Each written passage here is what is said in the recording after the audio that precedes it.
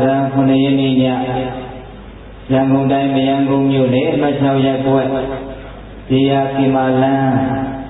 Omi Viman Jondai Giri Brana Nayaka Sido Mudo Padanda Gidaya Mahati Vikaro Chokse Chawa Dedo Sise Chamne Ajong Yu Yu Vita Bondramonu Dininya Sedukha Nya Nipin Yaswa Pya Yaya Ditanaribu within the Madana Jumaya Vita Bondramonu Leme Tiado Nayu Kinyo Gwenya Vale Dininya Vita Bondramonu within the Ingoto Parido Sedukha Nipa Malachi Hukara Todan Editodan Muhammad Sikute Havale Hukara Upakara Nyado Juji Rushide Sulura Manota Buddha Lubieto to Abahukara Hundi Nyado Juji Zunyare Tia Raman Uzino Dudari Juji Zunyare Tia Liva No the guy Mania Eri dia lebaru, mimilu yang tanda mah, kizo orang kikinya le solusi. Kizo dia le nyaji sime, juri nyaji sime. Eri lo jogo lo lanya le buku di edua. Buku kana tu jamu, ujino dikirinya hoba me. Itu dah, mialah cendera bangsa banglo. Kaga cakap laju jinju jamu le tiada dia, tiada buku. Ada dulu dia mah, kenapa yang miri sudah di bukan sampai. Tidak ada di luar itu emergency pare sudah di jangan yang miri lu ini lu sini. Kau dah ada yang mainnya. Yang mana biarlah ni, semua biar jual ada. Ciri ini macam tu mungkin tu. Dulu waktu yang awak boleh sudah jauh deh, no. Lu siapa jagiri, hola. Saya siapa jagiri, hola. Tidak boleh. Saya roha naya giri. Radia jika lu kisura jagiri, yang kisura jagiri, jagiri biari mau hola. Eri lu hoki jenama. Apa marina beri wikama dika. Tengah dia lihat jadi tora jiwe, lebih sini gimana. Juji yang dia kau ni, kerjanya uji bila kita orang kita ni dah joran, no dengan mainnya. Tiada joran lah, telare joran lah, tiada joran le, ni dah ni ciri. Ini tu acak agak joran sudah dibe bukan sahaja. Hiji deh sudah dibe bukan janda yang meyau pula. Saya ini beda bangsa orang selung dunia yang tiada lebih. Itu ini tiada ini tiada bukan lebih jauh. Hola. Bila dia mana dia mali, jadi apa yang tiada sudah. Hoda yang hoda di diri saja ni manggan ni tergosi. Nah dengan mainnya. Yaswa biaya gondori miu cicu jalan di sini. Eri dema. Yaswa biaya kudu tetap ketat. Di negara ini ada jauh le, no? Tetap ketat. Ngabian di tetap ketat kita mulai. Ingin tu bari do mabe doka tu dama yaswa biaya hoda. Tetap ketat ye diberi bu yaswa biaya kudu dan pun jatah. Eri tetangga ye diberi, nyaji ciri enggak. Tiada mana diberi mana, lungkhan nenek diberi ikut jenuh jawab ni. Yang lagi kawira tetangga tu nuda sama tambo dewi tambo lebih. Yang lagi tu mari ditayang di bandar tu yang beri dibayadi. Yang ida kami andri badati labati nidi tadi sabanda tadi wahudi no inyata tadama tetangga tu diusadi. Jadi mereka baju lah ni sudah. Yang suami yang kini tak beri bangsa no muda. Boleh kena cuba ni mah. Kesulitan ini nyama yang suami yang saya siku yang tu muda. အဲ့ဒီညကစုံလာပြီးနေ့ညနောက်ဆုံးမိုးတော့ရံဒီတတ်တို့ကြားဘူးတယ်နော်အဲ့ဒီကစုံလာပြီးနေ့ညဘုရားဖြစ်တဲ့ညအဲ့ဒီညရဲ့တဲ့ပြီးတော့မြတ်စွာဘုရားရှင်ကိုတော်မြတ်ကြီးပရိနိဗ္ဗာန်ခန္ဓာပရိနိဗ္ဗာန်အကျွင်းကြံမရှိအနုပါတိဒေသပရိနိဗ္ဗာန်စံတော်မူတဲ့မာနမင်းတို့ရဲ့အင်းဥယျာဉ်မှာပရိနိဗ္ဗာန်စံတော်မူတဲ့မဟာသကိတရား40နဲ့8ခုဟုတ်လားကစုံလာပြီးနေ့ညအဲ့ဒါလည်းညပဲနော်အဲ့ဒီကစုံလာပြီးနေ့ညနှစ်ညရဲ့ကြားမှာမြတ်စွာဘုရားနှစ်ပေါင်း40နဲ့5နှစ်တိတိနေထိုင်သွားစကားတွေနဲ့တရားတွေလည်းအများကြီးပြောသွားတယ်ဟုတ်လားဘုရားဖြစ်တော်မူတဲ့ကစုံလာပြီးနေ့ညရဲ့ပရိနိဗ္ဗာန်စံတော်မူတဲ့ကစုံလာပြီးနေ့ညရဲ့ဟုတ်လားအဲ့ဒီညနှစ်ညကြားမှာမြတ်စွာဘုရားပြောခဲ့တဲ့စကားတွေဟာဒီတိုင်းလေးမှန်တယ်တဲ့အပြောင်းလည်းမရှိလိုနေလို့ပြည့်စုံစရာလည်းမရှိဘူးပူနေလို့လျှော့ပြစ်စရာလည်းမရှိဘူးဒီတိုင်းပြောထားရင်ဒီတိုင်းသာမှတ်ဆိုတဲ့အိဗယ်ပေါ့နော်အဲ့ဒါတော့မြတ်စွာဘုရားရဲ့စကားတော်တွေကခိုင်မာတယ်သိကြတယ်ဒါဘုရားကိုယ်တော်တိုင်ပြောခဲ့တဲ့စကားဒါကြောင့်ဒီကမတို့ဦးဇင်းတို့တွေဟာအဲ့လိုအာမခံချက်ရှိတဲ့သစ္စာထိုက်တဲ့အကြောင်းလည်းမရှိတဲ့စကားတော်တွေကိုကြားခွင့်နာခွင့်ရကြတယ်နေတဲ့ကံလားဗျာနေတဲ့ကံမဟုတ်ဘူးနော်ဒကာကြီးမိုင်းများဒီတရားတော်တွေကအေးချမ်းစီတယ်လို့တရားရဲ့ဂုဏ်တရားရဲ့အကြည်အသွေးကိုသိတဲ့တို့နားလေလက်ခံထားလို့ဒီနားလေးကိုရောက်လာကြအဲ့ဒါကိုကစိတ်ထဲမှာကောင်းတာကိုကြိုက်တယ်ဆိုတဲ့ဓာတ်ကောင်းကလေးပါလာဒီကမကြီးတွေအဲ့ဒါဟုတ်လားဒီကမကြီးတွေတရားကိုလာနာတာဟာတရားကိုကြိုက်လို့လာနာတာလားမကြိုက်ခိုင်းနဲ့လာနာတာလားတရားကိုကြိုက်တယ်ဆိုတဲ့သဘောဟာကောင်းတဲ့သဘောလားဆိုးတဲ့သဘောလားအဲ့ဒီကောင်းတဲ့သဘောလေးတွေကိုပဲဘုံကံလို့ဒီလိုခေါ်တယ်နော်ဒါကြောင့်ဒကာမတို့ဦးဇင်းတို့တွေမှာလေဘုံတူကံတူဉာဏ်တူတွေပါလာလို့စကားတူတွေကိုနာခွင့်ရတာဟုတ်လားဒါကြောင့်ဦးဇင်းတို့မြတ်စွာဘုရားလက်ထက်ကလေမိမိတို့ဘောဓမီကမြတ်စွာဘုရားကိုလျှောက်ဖို့လေမဒုရာနိပဟတာနိဒောတခာနိနိဒာနိသာယေဒေဝါဇာနိသောတနိတိတိတညာနရုဓမ္မနရုဓမ္မလူတို့တဲ့မြတ်တော်မူသောသာတော်မြတ်ဖရာမဒုရာနိအင်မတန်မှန်ကန်တဲ့ဖြင့်သူမြင်လေးမြတ်လာစွာသောဘာတာရိဇာယသူတို့ရဲ့စိတ်နှလုံးကိုရွှင်ပြုံးစေခြင်းကစွမ်းနိုင်နေထသောဒေါသကနိစ္စအပြည့်ဟူသည်မြတ်မြူမြမတင်တန်ရှင်းကြည်လင်မိထသောခိတံနိစ္စလောကီအကျိုးတရားလောကုတ္တရာအကျိုးတရားကိုတကယ်ပင်ဖြစ်ထွန်းစေနိုင်စွာထသောမြတ်စွာဘုရားရဲ့သူ့ရဲ့စကားတွေကိုမိမိတို့ဘောဓမီကအမွှန်းတင်နေတယ်ဘုရားပြောတဲ့စကားတွေဟာတဲ့ဒီမှာ၄ချက်ပြောသွားတယ်မဒုရာနိအင်မတန်ချိုတယ်တဲ့ဘုရားရဲ့တရားစကားတွေဟာပိဋိချိုတယ်ဆိုတာမှန်လို့ချိုတာပိဋိချိုတယ်ဆိုတာဗါလဲမှန်လို့ချိုတာမဒုရာနိအင်မတန်ချိုမြင်ကောင်းမြတ်လာပြီစွာသာကောင်းမြတ်လာပြီစွာသာသောဘာသာနိကြာယသူတို့ရဲ့စိတ်နှလုံးကိုရှင်ပြုံးစေခြင်းကစွမ်းနိုင်ပြီထသောစိတ်နှလုံးကိုအေးချမ်းစေတဲ့ငြိမ်သက်စေဒေါသကနိစ္စဘုရားရဲ့တရားတွေဆိုတာတဲ့ဘာအပြစ်မှရှာလို့မရအင်မတန်အပြစ်ကင်းတယ်နော်တခါကြီးမိုင်းမြတ်ဣတံနိစ္စလောကီအကျိုးတရားလောကုတ္တရာအကျိုးတရားနှစ်ပါးစုံကိုဖြစ်ထွန်းစေနိုင်စွာတတ်သောအကျိုးတရားတကယ်ရှိတယ်တဲ့ဘုရားရဲ့စကားတော်တွေဆိုနော်အဲ့ဒီလို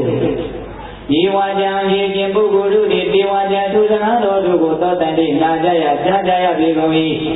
ဒီတို့ကဲ့သို့ဘုရားရှင်ကိုယ်တော်မြတ်ရဲ့တရားစကားတွေကိုနာယူဝဲမှတ်သားဝဲလေ့လာဝဲကြားကြတဲ့ပုဂ္ဂိုလ်တို့ဒီ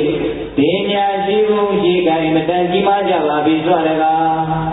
ဘုံလူကံလူဉာဏ်လူတွေပါလို့မြတ်စွာဘုရားရဲ့တရားတော်ကိုကြိုက်ရကောင်းမှသိတာဟုတ်လားဒီမိုင်းမြတ်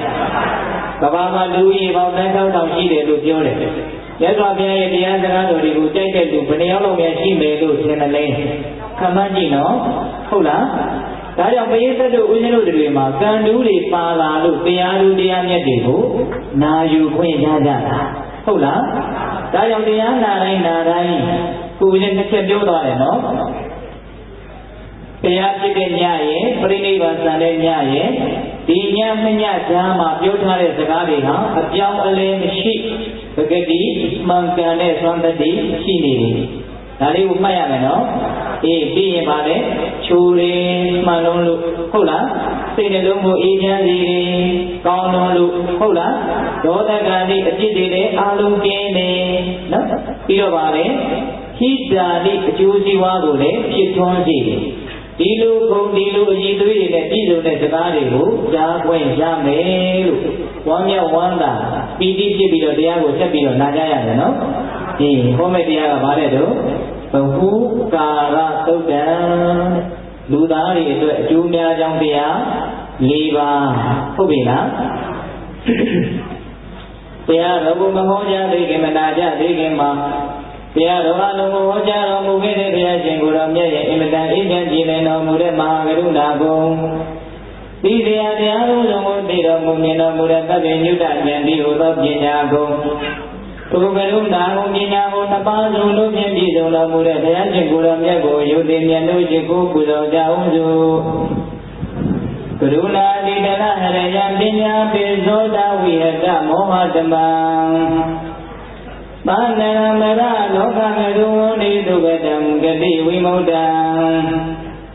ကရုဏာတိတရဟရယမဟာကရုဏာတော်ဖြင့်အိညာတော်စိတ်နှလုံးလေးရှိတော်မူပါ၏ထသောပညာပိဇောတဝိဟတမောဟတမံအရဟတမေတိဟူသောအယဝလင်းဖြင့်ဝိဇ္ဇာတိဟူသောမိုက်မောင်ကိုပေပွားတော်မူ၏ထသောပါဏရမရလောကကရုလူနဲ့ပြမတတဝနန္ဒတို့၏ကြောင့်ဒီတန်တို့အလေးကလူပြုရာတူရီသောဆရာသခင်ကြီးဖြစ်တော်မူပါ၏ထသောဂတိဝိမုဒ္ဒံဒီဝမနုဿာတိတရားနှင့်ပိတတရိစ္ဆာလာယအရှင်ငါတံသောဂတိတို့မာလေသူတပြင်းကင်းတို့တော်မူ၏ထသောဒုက္ကတံသတ္တဝါတို့အားအကျိုးများကြောင်းဟူမှသောစကားကောင်းမူရာမြတ်ဆိုတော်မူပါ၏ထသောဘုရားသစ္စာလေးရတရားမြတ်ကိုလက်ပေါ်တင်လာပြမြားကဲ့သို့ပြသခြင်းနဲ့သိမြင်ပြီးတဲ့ဘုရားရှင်ကိုယ်တော်မြတ်ကြီးကိုဘေယတရားဟောပုဂ္ဂိုလ်တရားနာပုဂ္ဂိုလ်ခေါ်ဆိုပိညပရမတ်မမူယုံနံတပြားဖြစ်ကြပါသောဘုရားတိတော်တို့သည်ဘုရိဝနာမှာကာယဝစီမနောကြည်ပြီးသုံးနေတော်ရပနာမဖြင့်ဒုက္ခယူကျိုးလက်ကြုံမူကားရှိခုဥညပါ၏မြတ်စွာဘုရား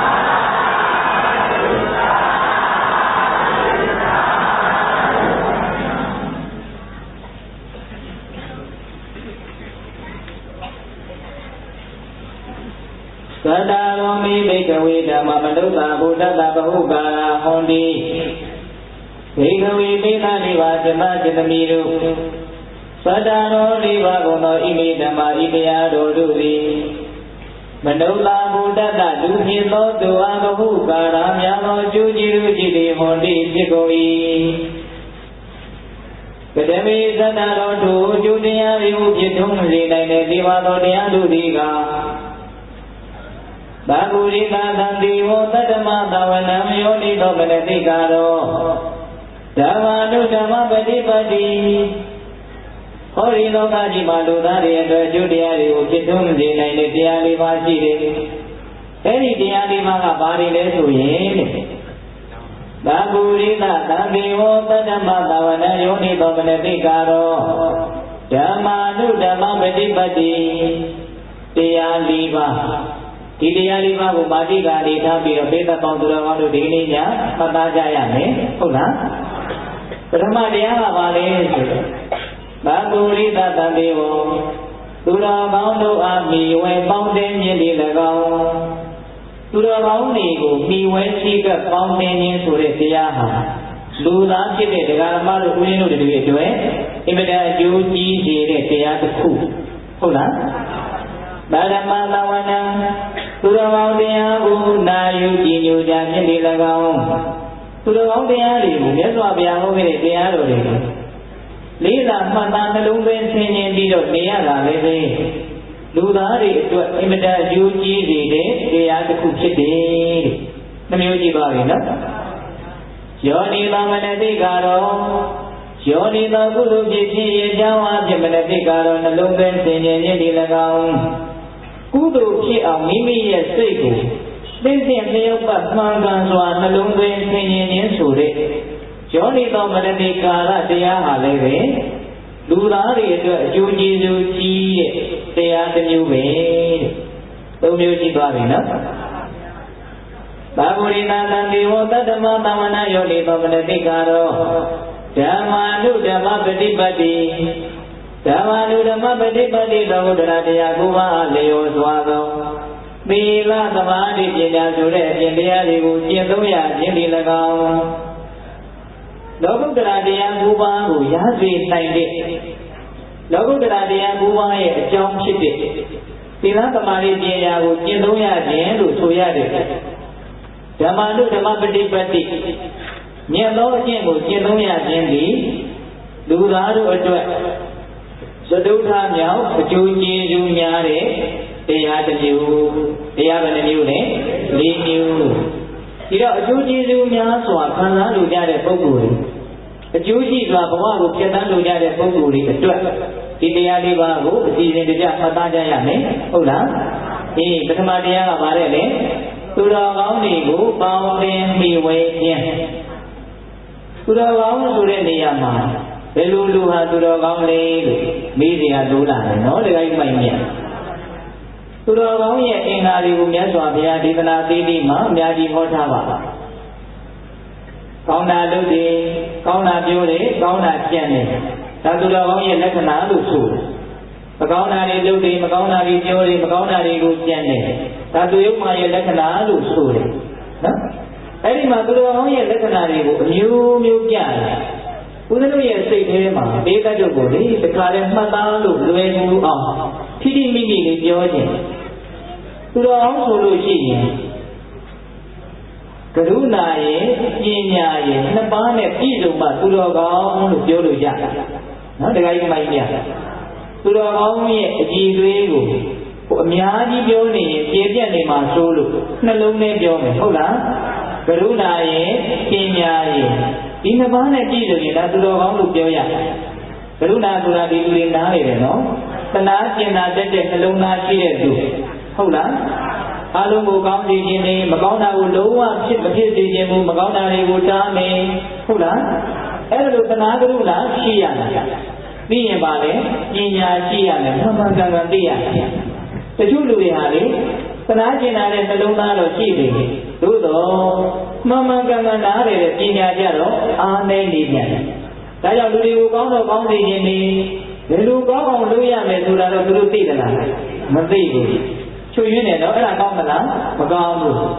တချို့လူတွေကြတော့ဉာဏ်ပညာတော့သိကြီးတယ်ဘယ်လိုကောင်းအောင်လုပ်ရမယ်ဆိုတာလည်းသိတယ်ဒါပေမဲ့ကရုဏာမရှိဘူးဟုတ်လားသနာကျင်တာလည်းသိမရှိဘူးအဲ့လိုပညာလာကြီးပြီးတော့ကရုဏာမရှိတဲ့ပုဂ္ဂိုလ်တွေကြတော့လည်းပဲရက်စက်တဲ့တွေကောက်ကျစ်တဲ့တွေကိုကျိုးစည်းဝါးကိုပဲဥတည်ပြီးတော့လှုပ်သွားတယ်အဲ့ဒီလူမျိုးကပို့ပြီးတော့အန္တရာယ်ကြီးတယ်ဟုတ်လားဒီကိစ္စမိုင်းပြဒါကြောင့်မိမိတို့ပေါင်းတဲ့ဆက်ဆံတဲ့လူကိုရွေးတဲ့နေရာမှာဒီအချက်တစ်ချက်ကိုမူတည်ပြီးတော့ရွေးတဲ့နယ်လို့ပြောလို့ထင်နော်ဒီကိစ္စမိုင်းပြဘာလဲကရုဏာရဲ့ပညာရဲ့သနာကျင်တာလည်းနှလုံးသားရှိရမယ်မှန်မှန်ကန်ကန်ကြည်ကြည်ပြတ်ပြတ်အသေးစိတ်နားလည်နိုင်ကျွမ်းတဲ့ပညာရှိရမယ်ဟုတ်ပြီလားအဲ့ဒီကရုဏာနဲ့ပညာပြည့်စုံတဲ့နေရာမှာတော့မြတ်စွာဘုရားကိုမှီတဲ့ပုဂ္ဂိုလ်ရှိနိုင်မှာမလားဘုရားတော့ကရုဏာကြီးတဲ့လူမရှိဘုရားတော့ဉာဏ်ပညာကြီးတဲ့လူလည်းမရှိဒါကြောင့်မြတ်စွာဘုရားကိုအခုချိန်မှာတော့မြတ်စွာဘုရားကတတ်တော်တရားမရှိတဲ့အတွက်ကြောင့်မြတ်စွာဘုရားကိုပေါင်းတင်ဆက်ဆံဖို့ဆိုတာတော့ဖြစ်နိုင်မှာမလားမဖြစ်နိုင်ဘူးဒါပေမဲ့မြတ်စွာဘုရားကသူ့ရဲ့တရားတော်တွေကငါဘုရားရဲ့ကိုယ်စားတော်ပဲတနည်းအားဖြင့်အဲ့ဒါဘုရားပဲလို့ပြိဋိဘစန္ဒာကြီးမှာမှာဖြစ်ခဲ့ဘူးလားမှာဖြစ်ခဲ့တယ်နော်ဒါကြောင့်မြတ်စွာဘုရားရဲ့တရားတော်တွေကိုပေါင်းတင်ဆက်ဆံခြင်းဒီရင်းလေးရတယ်ကရုဏာပညာနှစ်ပါးဆိုအထုအထိပ်ရောက်တော်မူတဲ့မြတ်စွာဘုရားကိုပေါင်းသင်းပြီးဝဲရမရောက်ဘူးလားဟုတ်ပြီဟုတ်လားအဲ့ဒီတော့တရားတော်ကိုပေါင်းသင်းဖို့ဆိုတာကတော့အကောင်းဆုံးအပေါင်းသင်းနေနဲ့ဒါပေးတဲ့တို့ဦးဇင်းတို့တွေနားလည်ထားကြပြီးသားပါလေသို့တော်လည်းကိုယ့်ရဲ့ပတ်ဝန်းကျင်မှာစိတ်ကောင်းနှလုံးကောင်းရှိတဲ့လူအမျှော်မြင်ရှိတဲ့လူဒီလိုလူမျိုးတွေကိုလည်းပဲရွေးချယ်ပြီးတော့ပေါင်းသင်းရမယ်အနေအထားမျိုးနဲ့မလွဲမသွေရှိနေတယ်လို့နားလည်ရတယ်ဟုတ်လား အဲ့ဒီလိုလူမျိုးတွေကိုပေါင်းတဲ့နေရာအဖြစ်မိမိသူတစ်ပါးနှုတ်သားအကျိုးတရားတွေမများစီဘူးလားများစီတယ်သူတော်ကောင်းကိုပေါင်းခြင်းအဖြစ်သူတော်ကောင်းတက်တွေကူးပြီးတော့လာဓမ္မတို့ဦးဇင်းတို့ရဲ့ဘဝဟာအရှင်တန်းအစသာရရမြင့်မလာနိုင်နေဘူးလားဒါကြောင့်သူတော်ကောင်းကိုပေါင်းခြင်းအဖြစ်အကျိုးတရားတွေအများကြီးရနိုင်တယ်ဒီစကားလေးကိုကြောင်းပြန်တန်းကြည့်လိုက်စမ်းပါသူယုံမှာကိုပေါင်းခြင်းအဖြစ်အကျိုးတရားတွေအများကြီးဆိုးရုံနိုင်တယ်ဟုတ်လားလေမိုင်းမြတ်အေးရသော်ဘုရားလည်းကကျန်နာပြောတဲ့စကားဒီပိဋကကြားဘူးလေမိကောင်းဆွေကောင်းသူတော်ကောင်းကိုပေါင်းရခြင်းဟာအကျိုးတရားတက်ဝက်ပြီးတယ်လို့ရှင်အာနန္ဒာကအဲ့လိုစဉ်းစားပြီးတော့ရသော်ဘုရားကိုသွားလျှောက်ထားတယ်လေအဲ့ဒီမှာရသော်ဘုရားကစိတ္တအာနန္ဒာဒီလိုမပြောနဲ့မိကောင်းဆွေကောင်းသူတော်ကောင်းကိုပေါင်းသိခြင်းအပြင်အကျိုးတရားတက်ဝက်ပြီးတယ်လို့ဒီလိုမပြောပါနဲ့တဲ့အကျိုးတရားအကုန်လုံးပြီးတယ်တဲ့ဒါသဗ္ဗညုတဉာဏ်နဲ့ကြည့်ပြီးတော့ပြောထားတာနော်အေးဒါကြောင့်မလို့သူတော်ကောင်းကိုပေါင်းတရားဖြင့်ရရှိမဲ့အကျိုးတရားကိုကိုယ်အောင်ပြောနိုင်မှာမလားမပြောနိုင်ဘူးသဗ္ဗိဝသမာတိတသဗ္ဗိကုဗေဒတတဝတတံတတ္တမပညာယပေယောဟောတိနပါပိယောဒီဂါထာလေးတချို့ဂါထာလေးအယုပ္ပဝါဒနာပါတဲ့လူတွေရကောင်းရနိုင်တယ်။ဒီကမကြီးရတာ။အေးအဲ့ဒီအချင်းအချင်းဂါထာလေးကိုကြည့်သေးတယ်နော်။ပကိတိဝမဟာရာဇသဗ္ဗိဟောတိသမာဂမောသာနံသင်္ကေတိပါဠိတိလာသဗ္ဗိဘဟုသင်္ကမောအရိပ္ပယ်ဒီမတန်ကောင်းတယ်။စိတ်ကောင်းနှလုံးကောင်းရှိတဲ့လူဆိုတာတဲ့တစ်ခါလောက်လေးပေါင်းလိုက်ရတာနဲ့အဲ့ဒီတစ်ခါလောက်လေးပေါင်းလိုက်ရတဲ့အဖြစ်အပျက်ကကိုယ့်ကိုစောင်းရှောင်းနိုင်တယ်တဲ့ဟုတ်လားဒီမကြီးများအေးသူယုံမာတွေကတော့အချိန်မောင်းများစွာပေါင်းသင်းတော်လေတဲ့ကိုယ့်အတွက်ဘာအကျိုးတရားမှမဖြစ်ထွန်းနိုင်တဲ့အပြင်အကျိုးမဲ့တွေကိုတော့အများကြီးဖြစ်သွားစေဒါကြောင့်သူတော်ကောင်းဆိုတာတစ်ချိန်လုံးလေးပေါင်းရတာနဲ့တော့မှတစ်ခါတည်းမှာလုံလောက်သွားတဲ့သဘောရှိတယ်တဲ့နော်သာဝိရိဝသမာတိတသဗ္ဗိကုဗေဒတတဝံပတံတတ္တမပညာယတေယောဟောတိနပါပိယောသာဝိရိဝသူတော်ကောင်းတို့နဲ့သာလျင်သမာတိတပေါင်းဖော်ခြင်းတွင်မိဝဲရ၏သာဝိကုဗေဒတတဝံသူတော်ကောင်းတို့နဲ့ပေါင်းသင်ခြင်းကိုကြိုးစားအားထုတ်ရ၏ပတံတတ္တမပညာယသူတော်ကောင်းကိုပေါင်းသင်သက်သက်နဲ့သူတော်ကောင်းတရားကိုသိရကြားရမြင်ရသည်ရှိသောပေယောဟောတိနပါပိယောပေယောဟောတိမြတ်ခြင်းသဘောတရားရှိသည်ဖြစ်နာပါပိယောရှုံးခြင်းသဘောတရားမရှိသည်ဟောတိဖြစ်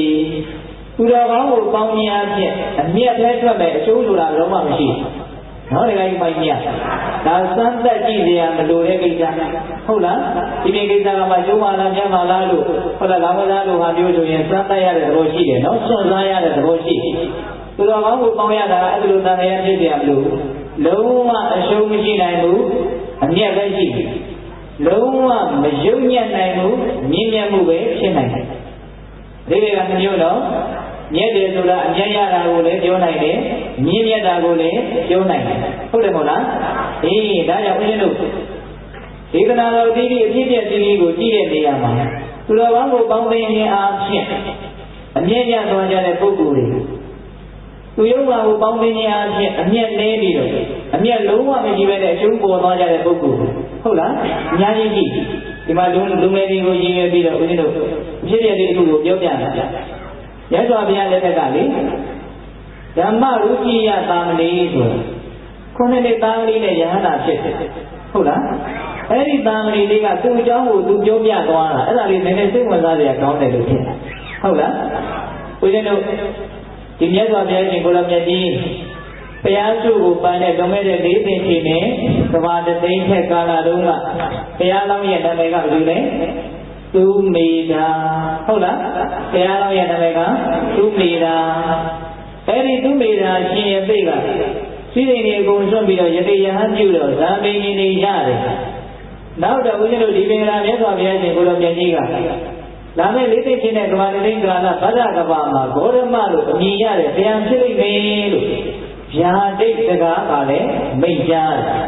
ဗျာဒိတ်ဆိုတာကောင်းကင်ကြောင်းလိုက်တဲ့ဘေးဟာပြည်ကြီးပေါ်မှာပြန်ကျဖို့မလွယ်တယ်လို့မှန်တဲ့စကားကိုဗျာဒိတ်လို့ခေါ်တယ်နော်ဟုတ်လားထွက်လာတဲ့ဒီဟာဝင်ဖို့မလွယ်တယ်လို့မှန်တဲ့စကားကိုဗျာဒိတ်လို့ခေါ်တယ်မွေးလာတဲ့တတ္တဝါသေဖို့မလွယ်တယ်လို့မှန်တဲ့စကားကိုဗျာဒိတ်လို့ခေါ်တယ်ဟုတ်လားဒီတော့ဘုရားတော်ကနာမည်ကြီးတယ် ဟာဒါဘုရားဖြစ်မဲ့ဘုရားမျိုးစေ့တယ်တချိန်မှာဘုရားဖြစ်မဲ့ဘုရားအညွန့်နဲ့ဘုရားအလောင်းနဲ့ဘုရားအလျာတွေမြတ်စွာဘုရားလောင်းကိုအဲ့လိုသိတယ်အဲ့ဒီတော့ဘုရားလောင်းဖြစ်တဲ့သူ့မိသားနဲ့လူဖြစ်စဉ်တုန်းကတငယ်ချင်းဖြစ်ခဲ့တဲ့မေဃလူလင်ဆိုတာရှိနော်အဲ့ဒီမေဃလူလင်ကစဉ်းစားတယ်ကြည်စမ်းငါတငယ်ချင်းသူ့မိသားဟာလေအခုရသေးဝတ်ပြီးတော့ဇံပင်းချင်းနဲ့ပြည်စုံနေနောက်တစ်ချိန်မှလည်းပဲဂေါရမလို့အမိရတဲ့ဘုရားဖြစ်အောင်မတည်းဒီတော့ငါသူနဲ့တိုးရဲလိုက်ပြီးတော့ဝကြီးဝငယ်ပြုတ်ပြီးတော့သူ့ရဲ့တပည့်ဆံပြီးတော့သူနဲ့ပေါင်းသိရရင်တော့ငါအတွက်အများကြီးအကျိုးရှိမှာပဲသူဘုရားဖြစ်ရင်ငါယဟန္တာတော့အနည်းဆုံးဖြစ်မှာပဲအဲ့လိုမျှော်လင့်ချက်ကလေးသူတော်တော်ကောင်းတယ်နော်အဲ့ဒါနဲ့သူလည်းသူ့ရဲ့ရှိတဲ့စည်းစိမ်ကိုအကုန်လုံးစွန့်ပြီးတော့ဘုရားလောင်းရှိတဲ့ဟိမဝန္တာတော်တွေကိုလိုက်သွားတာလိုက်သွားပြီးတော့သူဟာရောပြီးတော့ယသိဝတ်ပြီးတော့တရားတွေသူကိုယ်တိုင်ကျင့်တယ်အဲ့ဒီလိုကျင့်နေရင်းနဲ့ယသိဘဝပျော်နေရင်းနဲ့ကံဆိုးကျင်တော့ဘာဖြစ်တုံဆိုတော့အဲ့ဒီဘုရားလောင်းသတင်းသုံးနေတဲ့နေရာသားကိုလေအကျင့်စာရိတ္တမကောင်းတဲ့စိတ်ဓာတ်မကောင်းတဲ့ယသိတစ်ပါးရောက်လာတယ်လို့ဆိုတယ်ဟုတ်လားရောက်လာတဲ့အခါကျတော့တိုးထဲမှာလူကလည်းသိကြည့်တာဘုရားပေါင်းတရားတင်းနေရတာလည်းသိမရှိတော့ယခုနကတော့မေဃယသိလေးဟာလေဘုရားလောင်းယသိရဲ့မျက်ွယ်မှာတစ်ခါသွားပြီးတော့အဲ့ဒီယသိစိတ်ဓာတ်မကောင်းတဲ့ယသိနဲ့သွားပြီးတော့စကားပြောတာနော်အဲ့ဒီလိုစကားပြောရင်းနဲ့သင်္မေရင်းမိမှုဖြစ်လာတာဖြစ်လာတော့နောက်တော့ဘာဖြစ်တုံးဆိုတော့သူ့ရဲ့မကောင်းတဲ့စိတ်ဓာတ်သဘောတွေဟာကူးဆက်လာတာနော်အဲ့ဒီလိုကူးဆက်လာရင်စိတ်ဓာတ်တွေဟာလေတဖြည်းဖြည်းနဲ့ပြောင်းလဲလာတယ်ငါးဘုတ်ထုတ်တဲ့သမန်းရွက်ဟာငါးဘုတ်ဆိုနှံ့လာပဲနောက်တစ်ခါကြီးမှကြီးသမန်းရွက်ရဲ့မူရင်းမှာတော့ငါးဘုတ်နဲ့ပါဘူးမပါဘူးဒါပေမဲ့ဘာကိုထုတ်လိုက်လို့ငါးဘုတ်နဲ့နှံသွားတာလဲငါးဘုတ်ကိုထုတ်လိုက်လို့ငါးဘုတ်နဲ့နှံသွားတာသမန်းရွက်ရဲ့မူရင်းမှာစက်စုပ်เสียမရှိပေမဲ့လို့ငါးဘုတ်ကိုထုတ်ထားတဲ့အခါမှာတော့အဲ့ဒီသမန်းရွက်တွေလည်းပဲစက်စုပ်เสียဖြစ်သွားတယ်ဒါကြောင့်သူတော်ကောင်းကြီးတွေကသူရုပ်မှနဲ့ပေါင်းသိရခြင်းဟာလမ်းစုပ်ပက္ခမှာထွက်လာတဲ့လလိုပဲတဲ့တဖြည်းဖြည်းနဲ့ဆုပ်ယုပ်သွားမယ်လူငယ်တွေတတိထားရမယ်နော်အေးသူတွေရဲ့သဘောဟာအတူကုန်မှုအင်မတန်မြင်တဲ့သဘောရှိအခုလည်းပဲဒီမေဃတုလင်ကဖြစ်လာတဲ့ယသိဟာရည်ရွယ်ချက်ကောင်းကောင်းနဲ့ဘုရားလောင်းသားကိုရှင်းကပ်ခဲ့တာတော့မှန်တယ်ခုပါလေစိတ်ဓာတ်တွေတဖြည်းဖြည်းနဲ့ပြည့်စည်လာတယ်ဖောက်ပြန်လာနောက်ဆုံးဘယ်လိုဖြစ်လာလို့ဆိုတော့အဲ့ဒီယသိရဲ့နောက်ကိုလိုက်သွားတာလိုက်သွားပြီးတော့နောက်တော့အဲ့ဒီယသိနဲ့လည်းကြာစီပေါင်းလို့မရတော့စိတ်ဓာတ်တွေပြည့်ပြားပြီးတော့လူထွက်သွားတာဗျာနော်အဲ့ဒီလိုလူထွက်သွားတော့လူဘဝမှာသူ့အမေနဲ့အတူတူနေရင်နဲ့အဲ့ဒီမှာတခါတည်းစိတ်ဓာတ်တွေနေပြီးတော့နောက်တော့အယက်သမားလုံးလုံးဖြစ်သွားတယ်ဟုတ်အေးလိုက်တဖြည်းဖြည်းနဲ့မဖြစ်သွားနဲ့ဆိုးရုပ်သွားတယ်ပြည့်စည်သွားတယ်အဲ့ဒီနောက်တင်ပြည့်စည်လို့အားမရတော့ပင်ကိုမကောင်းတဲ့စိတ်ဓာတ်တွေရှိနေတဲ့အထဲမှာအယက်သေးစားနဲ့ပေါင်းပြီးတော့လေဇာဒူးတွေမကောင်းတာတွေကဖြစ်သွားတယ်အဲ့ဒါတနေ့တော့ဝမ်းထဲစရာကောင်းတာကဘာလဲဆိုတော့သူ့အမေနဲ့စကားများပြီးတော့အယက်မူးပြီးတော့သူ့အမေကိုသူကိုယ်တိုင်နဲ့တက်ရက်နေတယ်တဲ့ပေးတဲ့ရင်ဘုရားလောင်းကိုမှီပြီးတော့ယဟန္တာဖြစ်ခြင်းတဲ့ပုဂ္ဂိုလ်လူယုံမှတယောက်နဲ့ပေါင်းမိတာတဲ့ဘဝဟာကြပြောင်းဝင်ပြန်အားလုံးဖြစ်သွားတယ်ဟုတ်လားအေးအဲ့ဒါသူ့အမေကိုသတ်မိပြီဆိုတော့မာတုကာရကကံကြီးထိုက်တဲ့အတွက်ကြောင့်သေလဲသေရောအဝိဇ္ဇငရေကြီးကိုဆောင်းရတာပဲဟုတ်လားအဲ့ဒီလိုနဲ့ငရေကတော့ဘဝလေးမြင့်ကြီးသိကြီးဆုံးကြီးဆန်းကြီးအဲ့ဒါလိုနဲ့လေးသိချင်းနဲ့ကဘာတသိသူတန်နေရာထဲမှာမျောနေတာဒါပေမဲ့တစ်ချိန်လုံးကသူတော်ကောင်းကိုတန်ဖိုးထားတဲ့စိတ်ဓာတ်ကလေးကတော့သူ့တန်တန်မှာအစင်တော့ကိန်းနေတာလေးတော့ရှိနေတယ်အဲ့ဒါလေးကလည်းပဲမပြတ်မစီရှိနေပါလေနောက်တစ်ခါကြီးမှကြီးရအေးအဲ့ဒါလိုနဲ့ဦးဇင်းတို့မြတ်စွာဘုရားရှင်ကိုလိုမြတ်ကြီးသဗ္ဗညုတဉာဏ်ရလို့လောကကြီးရဲ့အထုသိကိုရောက်ပြီဆိုတော့သူကဘယ်မှာသွားဖြစ်နေလို့ဆိုတော့သမုဒ္ဒရာထဲမှာအင်မတန်ကြီးတဲ့ငါးကြီးတွေပေါ်သွားဖြစ်နေတာလေဟုတ်လားအဲ့ဒီငါးကြီးဖြစ်နေတော့ဒီနေ့တော့လေကလေးတစ်စင်းလူတွေတင်ပြီးတော့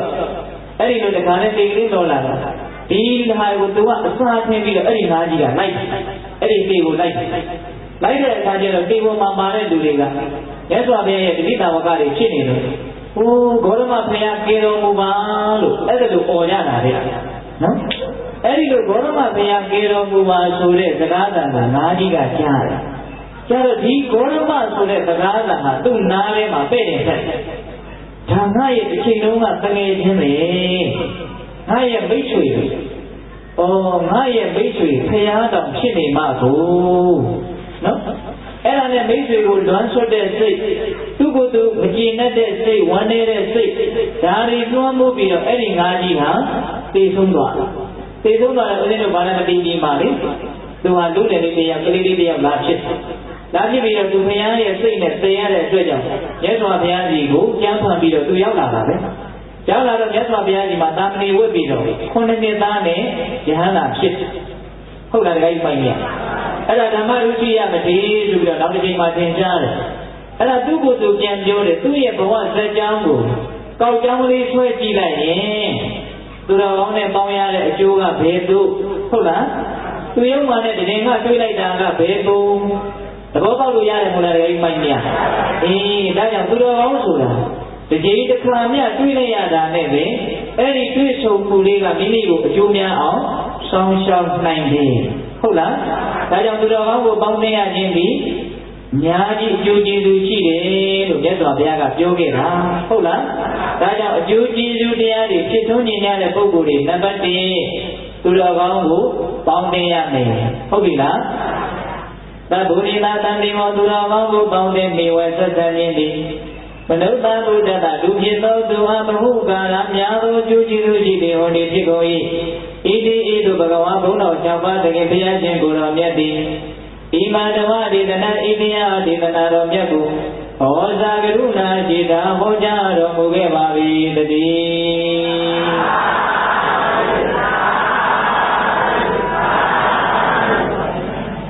အဲ့ဒီကပထမအကျိုးကြီးတဲ့တရားတွေပါလေသူတော်ကောင်းကိုပေါင်းသင်မိဝဲခြင်းဟုတ်လားဒီဒုတိယအကျိုးများတဲ့တရားကိုဆက်ပြီးတော့သွားကြမယ်သဗ္ဗုရိသတံဒေဝသတ္တမသဝနံသတ္တမသဝနံသူတော်ကောင်းတရားကိုကြားဘူးနာဝများအောင်နားထောင်ခြင်းဒီ၎င်းသူတော်ကောင်းတရားတွေကိုအများကြီးသိအောင်လေ့လာမယ်မှတ်သားမယ်စူးစမ်းမယ်ဟုတ်လားအဲ့ဒီလိုသူတော်ကောင်းတရားကိုနာယူကြည်ညိုကြခြင်းသည်အကျိုးကျေးဇူးများစေတဲ့ဒုတိယမြောက်တရားဒါကလည်းပဲသူတော်ကောင်းကိုပေါင်းရင်သူတော်ကောင်းတရားဆိုတာနာယူကြည်ညိုဖို့အများကြီးအခွင့်အလမ်းရှိသွားပြီမဟုတ်လားရှိသွားတယ်ဒါကြောင့်မြတ်စွာဘုရားရဲ့တရားတော်တွေကိုနာယူရတာဟာအင်မတန်အကျိုးကြီးတယ်လို့ဧလတို့ရဲ့စိတ်ထဲမှာဆွဲရမယ်ဘာကြောင့်အကျိုးကြီးတွေလဲဒါလေးကိုစဉ်းစားရအတိဉာဏ်ကိုဖြစ်ထွန်းစေလို့ဒီတဲ့တရားနာရတာဟာဘာကြောင့်အကျိုးကြီးစေတာလဲအတိဉာဏ်ကိုဖြစ်ထွန်းစေမတိသေးတာတွေသိသွားတယ်သိပြီးသားတွေရှင်းလင်းသွားတယ်ဘဝမှာဘယ်လိုနေရမလဲဘယ်လိုပြောရမလဲဘယ်လိုကြံရမယ်ဆိုတာတွေနားလေသွားတယ်သဘောပေါက်သွားတယ်ဟုတ်လားအဲဒီလိုအတိဉာဏ်ကိုဖြစ်စေတဲ့အတွက်ကြောင့်တရားနာရတာဒီအကျိုးကျေးဇူးအင်မတန်ကြီးတယ်ဟုတ်လားအဲဒီမိုက်ရတရားနာယူခြင်းအဖြစ်ဆိုင်နေတဲ့စိတ်တွေဟာရှင်းပြေးသွားတယ်နောက်တစ်ခါမိုက်ရပူလောင်နေတဲ့စိတ်တွေဟာအေးချမ်းသွားတယ်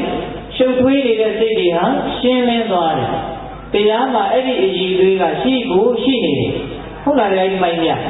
တရားမှာအဲ့ဒီရည်သူရှိတယ်နော်ဒီမိုက်ရအဲ့ဒါကိုတရားရဲ့တန်ဖိုးကိုနားလည်ပြီးတော့ဒီတရားကိုတန်ဖိုးထားပြီးတော့အများကြီးသိအောင်ဓမ္မတို့ဦးဇင်းတို့တွေအများကြီးမလေ့လာသင်ဘူးလားလေ့လာရမယ်ဟုတ်လားအဲ့ဒီလိုလေ့လာပါများလို့ရှိရင်တရားဆိုတာတကယ်စိတ်နှလုံးကိုအေးချမ်းစေတယ်တကယ်အကျိုးရှိနေတယ်ဆိုတာကိုယ်ကိုယ်တိုင်ပါလေလက်ခံလာမယ်ယုံကြည်လာဟုတ်လား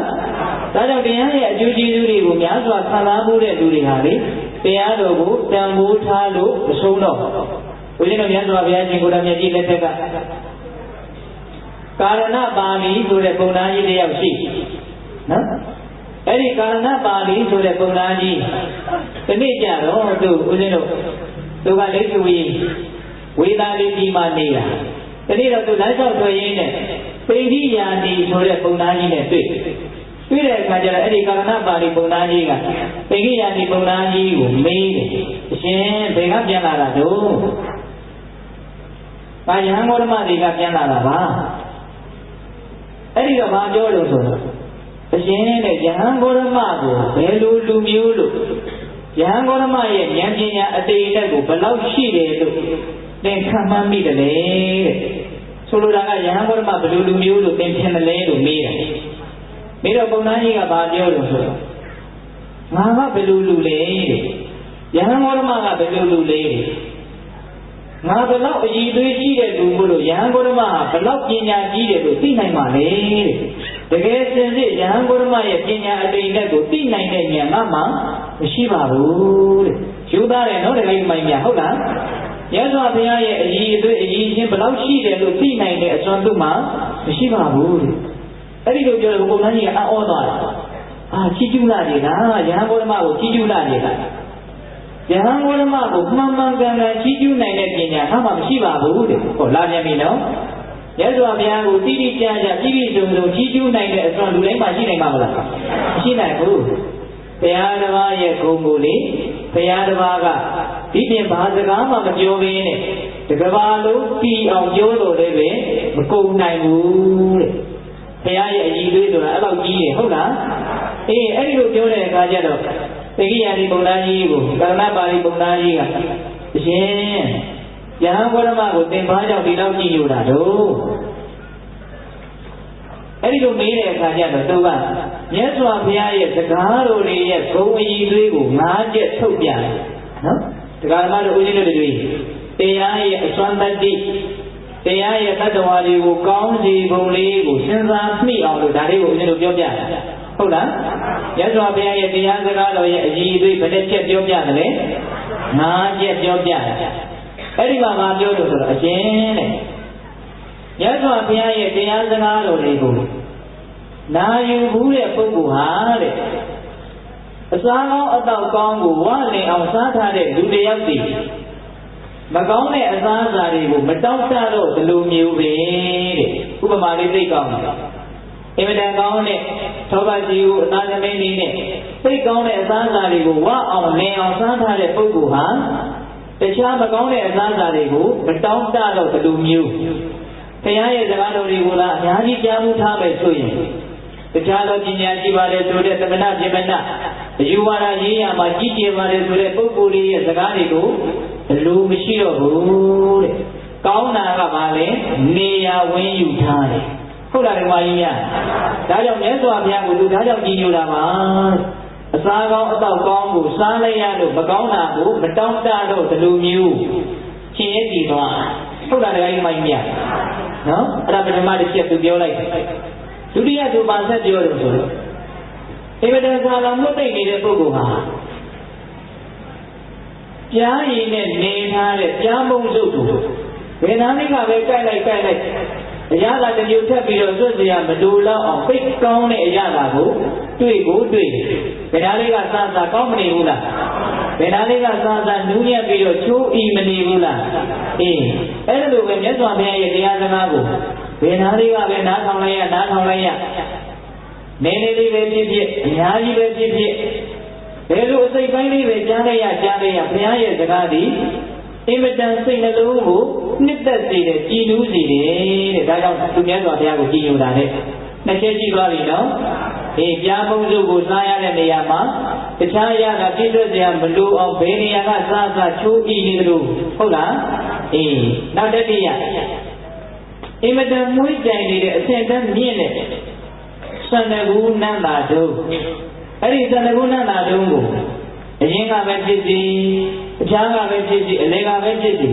ဘယ်မှာပဲနန်းအဲ့ဒီသန္တကူဟာ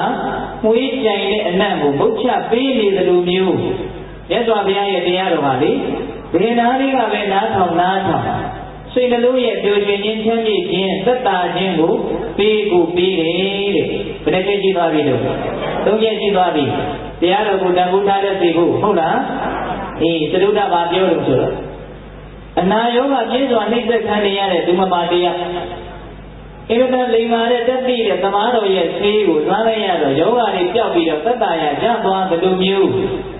ဘုရားကြီးဟူသောသမားတော်ကြီးရဲ့တရားကြီးဟူသောဆေးစွမ်းဟာတတ္တဝါတွေရဲ့လောကပရိဒီဝကိုသေချာပေါက်ငြိမ်းချမ်းစေတယ်တဲ့ဒါကြောင့်သူကမြတ်စွာဘုရားကိုကြည်ညိုတာပါလေတရားတော်ကိုဒီနေရာမှာဗာနဲ့ဥပမာပေးလိုက်တယ်ဆေးနဲ့ဥပမာပေးတာနော်ဒကာမတို့ဦးဇင်းတို့ရဲ့စိတ်နှလုံးမှာသောကတွေပရိဒီဝတွေဆိုတဲ့ယောဂတွေသေချာပေါက်ရှိနေတယ်မို့လားရှိနေတယ်နော်ဆိုရင်မှုတွေအမျိုးမျိုးရှိတယ်နော် အဲ့ဒီစိုးရိမ်မှုဆိုတဲ့ယောဂဆိုးတွေကိုတရားဒီဟုသောခြေကောင်းဝါကောင်းကကြောက်ကင်းစေတယ်။ဒါကြောင့်ဒီတရားတော်ကိုဖော်ဆက်တော်မူတဲ့မြတ်စွာဘုရားကိုသူအင်မတန်ကြီးညိုပါတယ်တဲ့။ဥပမာဘယ်နဲ့ကြည့်သွားပြီလဲ။၄ချက်ရှိသွားပြီ။နောက်ဆုံးဥပမာသူပါပြောလိုက်တော့ဆိုတဲ့။ကောင်းကင်ကနေကြီးကလည်းသူအောက်ကတဲခြင်းကလည်းသူခရီးသွားပြီးတော့မောပန်းနွမ်းနဲ့ပူအိုက်ပြီးတော့သာလောင်မှုတ်သိမ့်နေတဲ့ခရီးတွေတရားနော်ဒီကလည်းထိုးရင်လည်းထိုးရမရှိ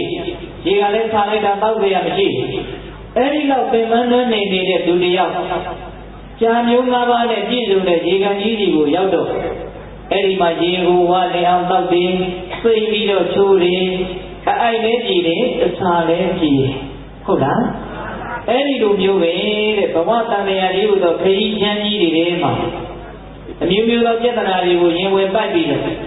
ရှောက်လန်းသွားလာနေကြရတဲ့တတ္တဝါအပူကောင်းတွေအတွက်မြတ်စွာဘုရားရဲ့တရားတော်ဒီအင်မတန်ကြီးလင်အေးချမ်းတဲ့ဒီကံကြီးတစ်ခွဲအစာကိုလည်းပြည်စီတယ်အပူလောင်ကိုလည်းအေးချမ်းစေတယ်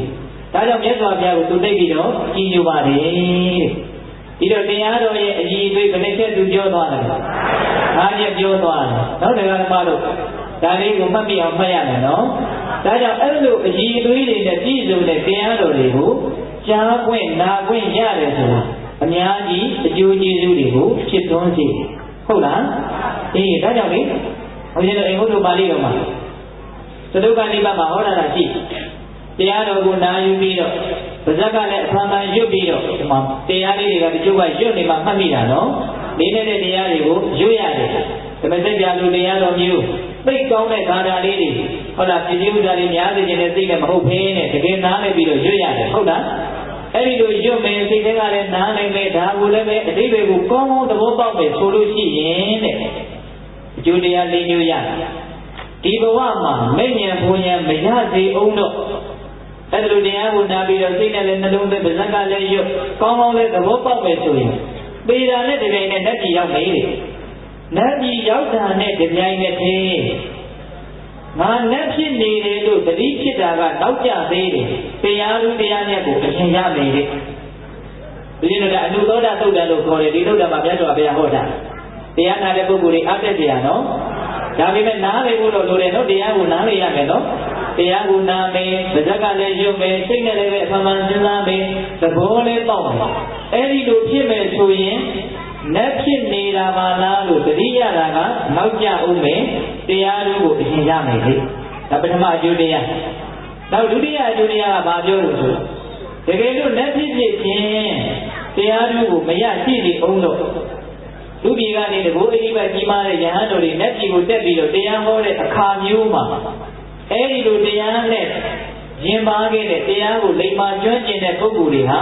တရားတို့တရားမြတ်ကိုလွယ်လွယ်ရမယ်တဲ့ဥပမာစီရန်ကိုနားလေကျွမ်းကျင်တဲ့ခရီးသွားတယောက်တွေခရီးသွားရင်းနဲ့စီရန်ကိုကြားရင်ဒါစီရန်မဲလို့ချက်ချင်းသိတယ်လို့မျိုးပဲတဲ့မကောင်းဘူးလားတခါကြီးပိုင်ရကောင်းတယ်တော့လူပြည်ကတရားကိုနားပြီးတော့သဘောပေါက်တာလေလက်ပြည်ရောက်တော့တရားကကြားလိုက်တာနဲ့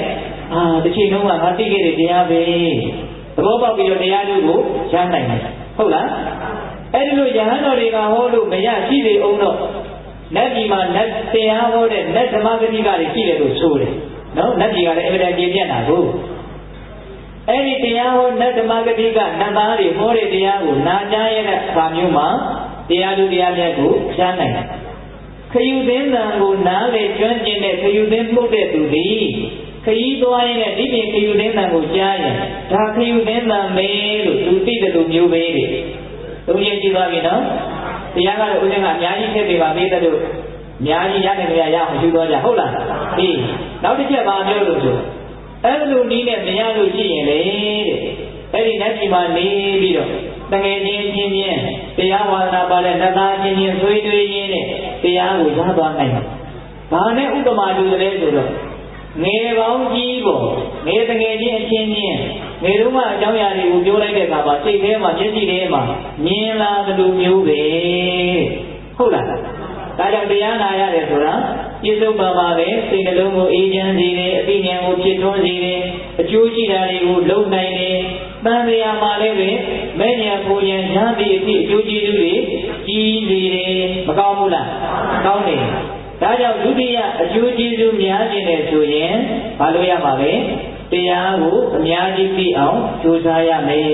သာပေတွေလေ့လာရမယ်တရားတွေများများနာရမယ်မေးမြန်းရမယ်စူးစမ်းရမယ်ဟုတ်ဘူးလားဒါကြောင့်ဒုတိယအကျိုးများစေတဲ့တရားသည်တရားနာယူခြင်းဟုတ်ပြီလားပထမသာဝနာသူတော်တရားကိုနာယူကြည်ညိုခြင်းဆိုတဲ့တရားသည်မနုဿာဘုဒ္ဓတလူဖြစ်သောပုဂ္ဂိုလ်အားဘဟုကာလများစွာသောအကျိုးကျေးဇူးရှိသည်ဟောလေဖြစ်ကို၏ဤတည်းသို့ဘဂဝါဘုန်းတော်၆ပါးသဖြင့်ဘုရားရှင်သည်ဣဗံဒေသနာဣတရားဒေသနာတော်မြတ်ကိုဩဇာကရုဏာရှိတာဟောကြားတော်မူခဲ့ပါပြီတကား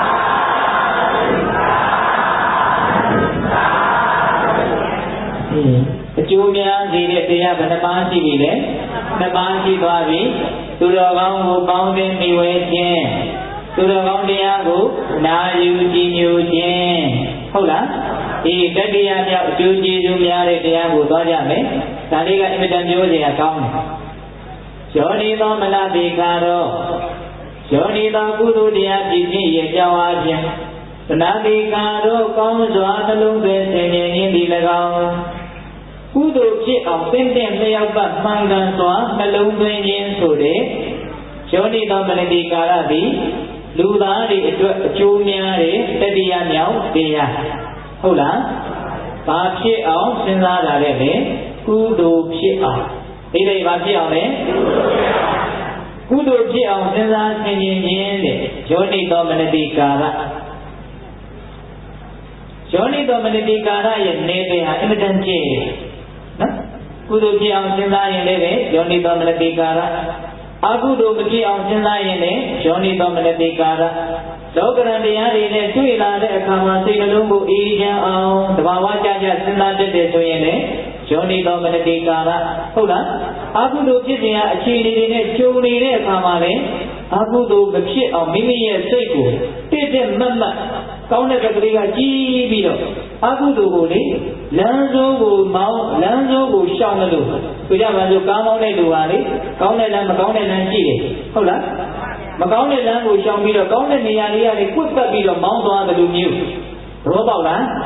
မြတ်စွာဘုရားကအဲ့ဒါလိုမိန့်တာသိလားလမ်းစိုးကိုရှောင်ပြီးတော့လမ်းကောင်းကလေးကိုယူပြီးတော့သွားတယ်လို့မျိုးနော်အကုသိုလ်မဖြစ်အောင်ကုသိုလ်ဖြစ်အောင်စိတ်ကိုပြုပြင်းပြီးတော့စဉ်းစားတွေးတောတာအဲ့ဒါယောနိသောမနတိကာရအင်မတန်နေကျင်ပါလေမြတ်စွာဘုရားကဘယ်လောက်ဒီဟောလဲဆိုလို့ရှိရင်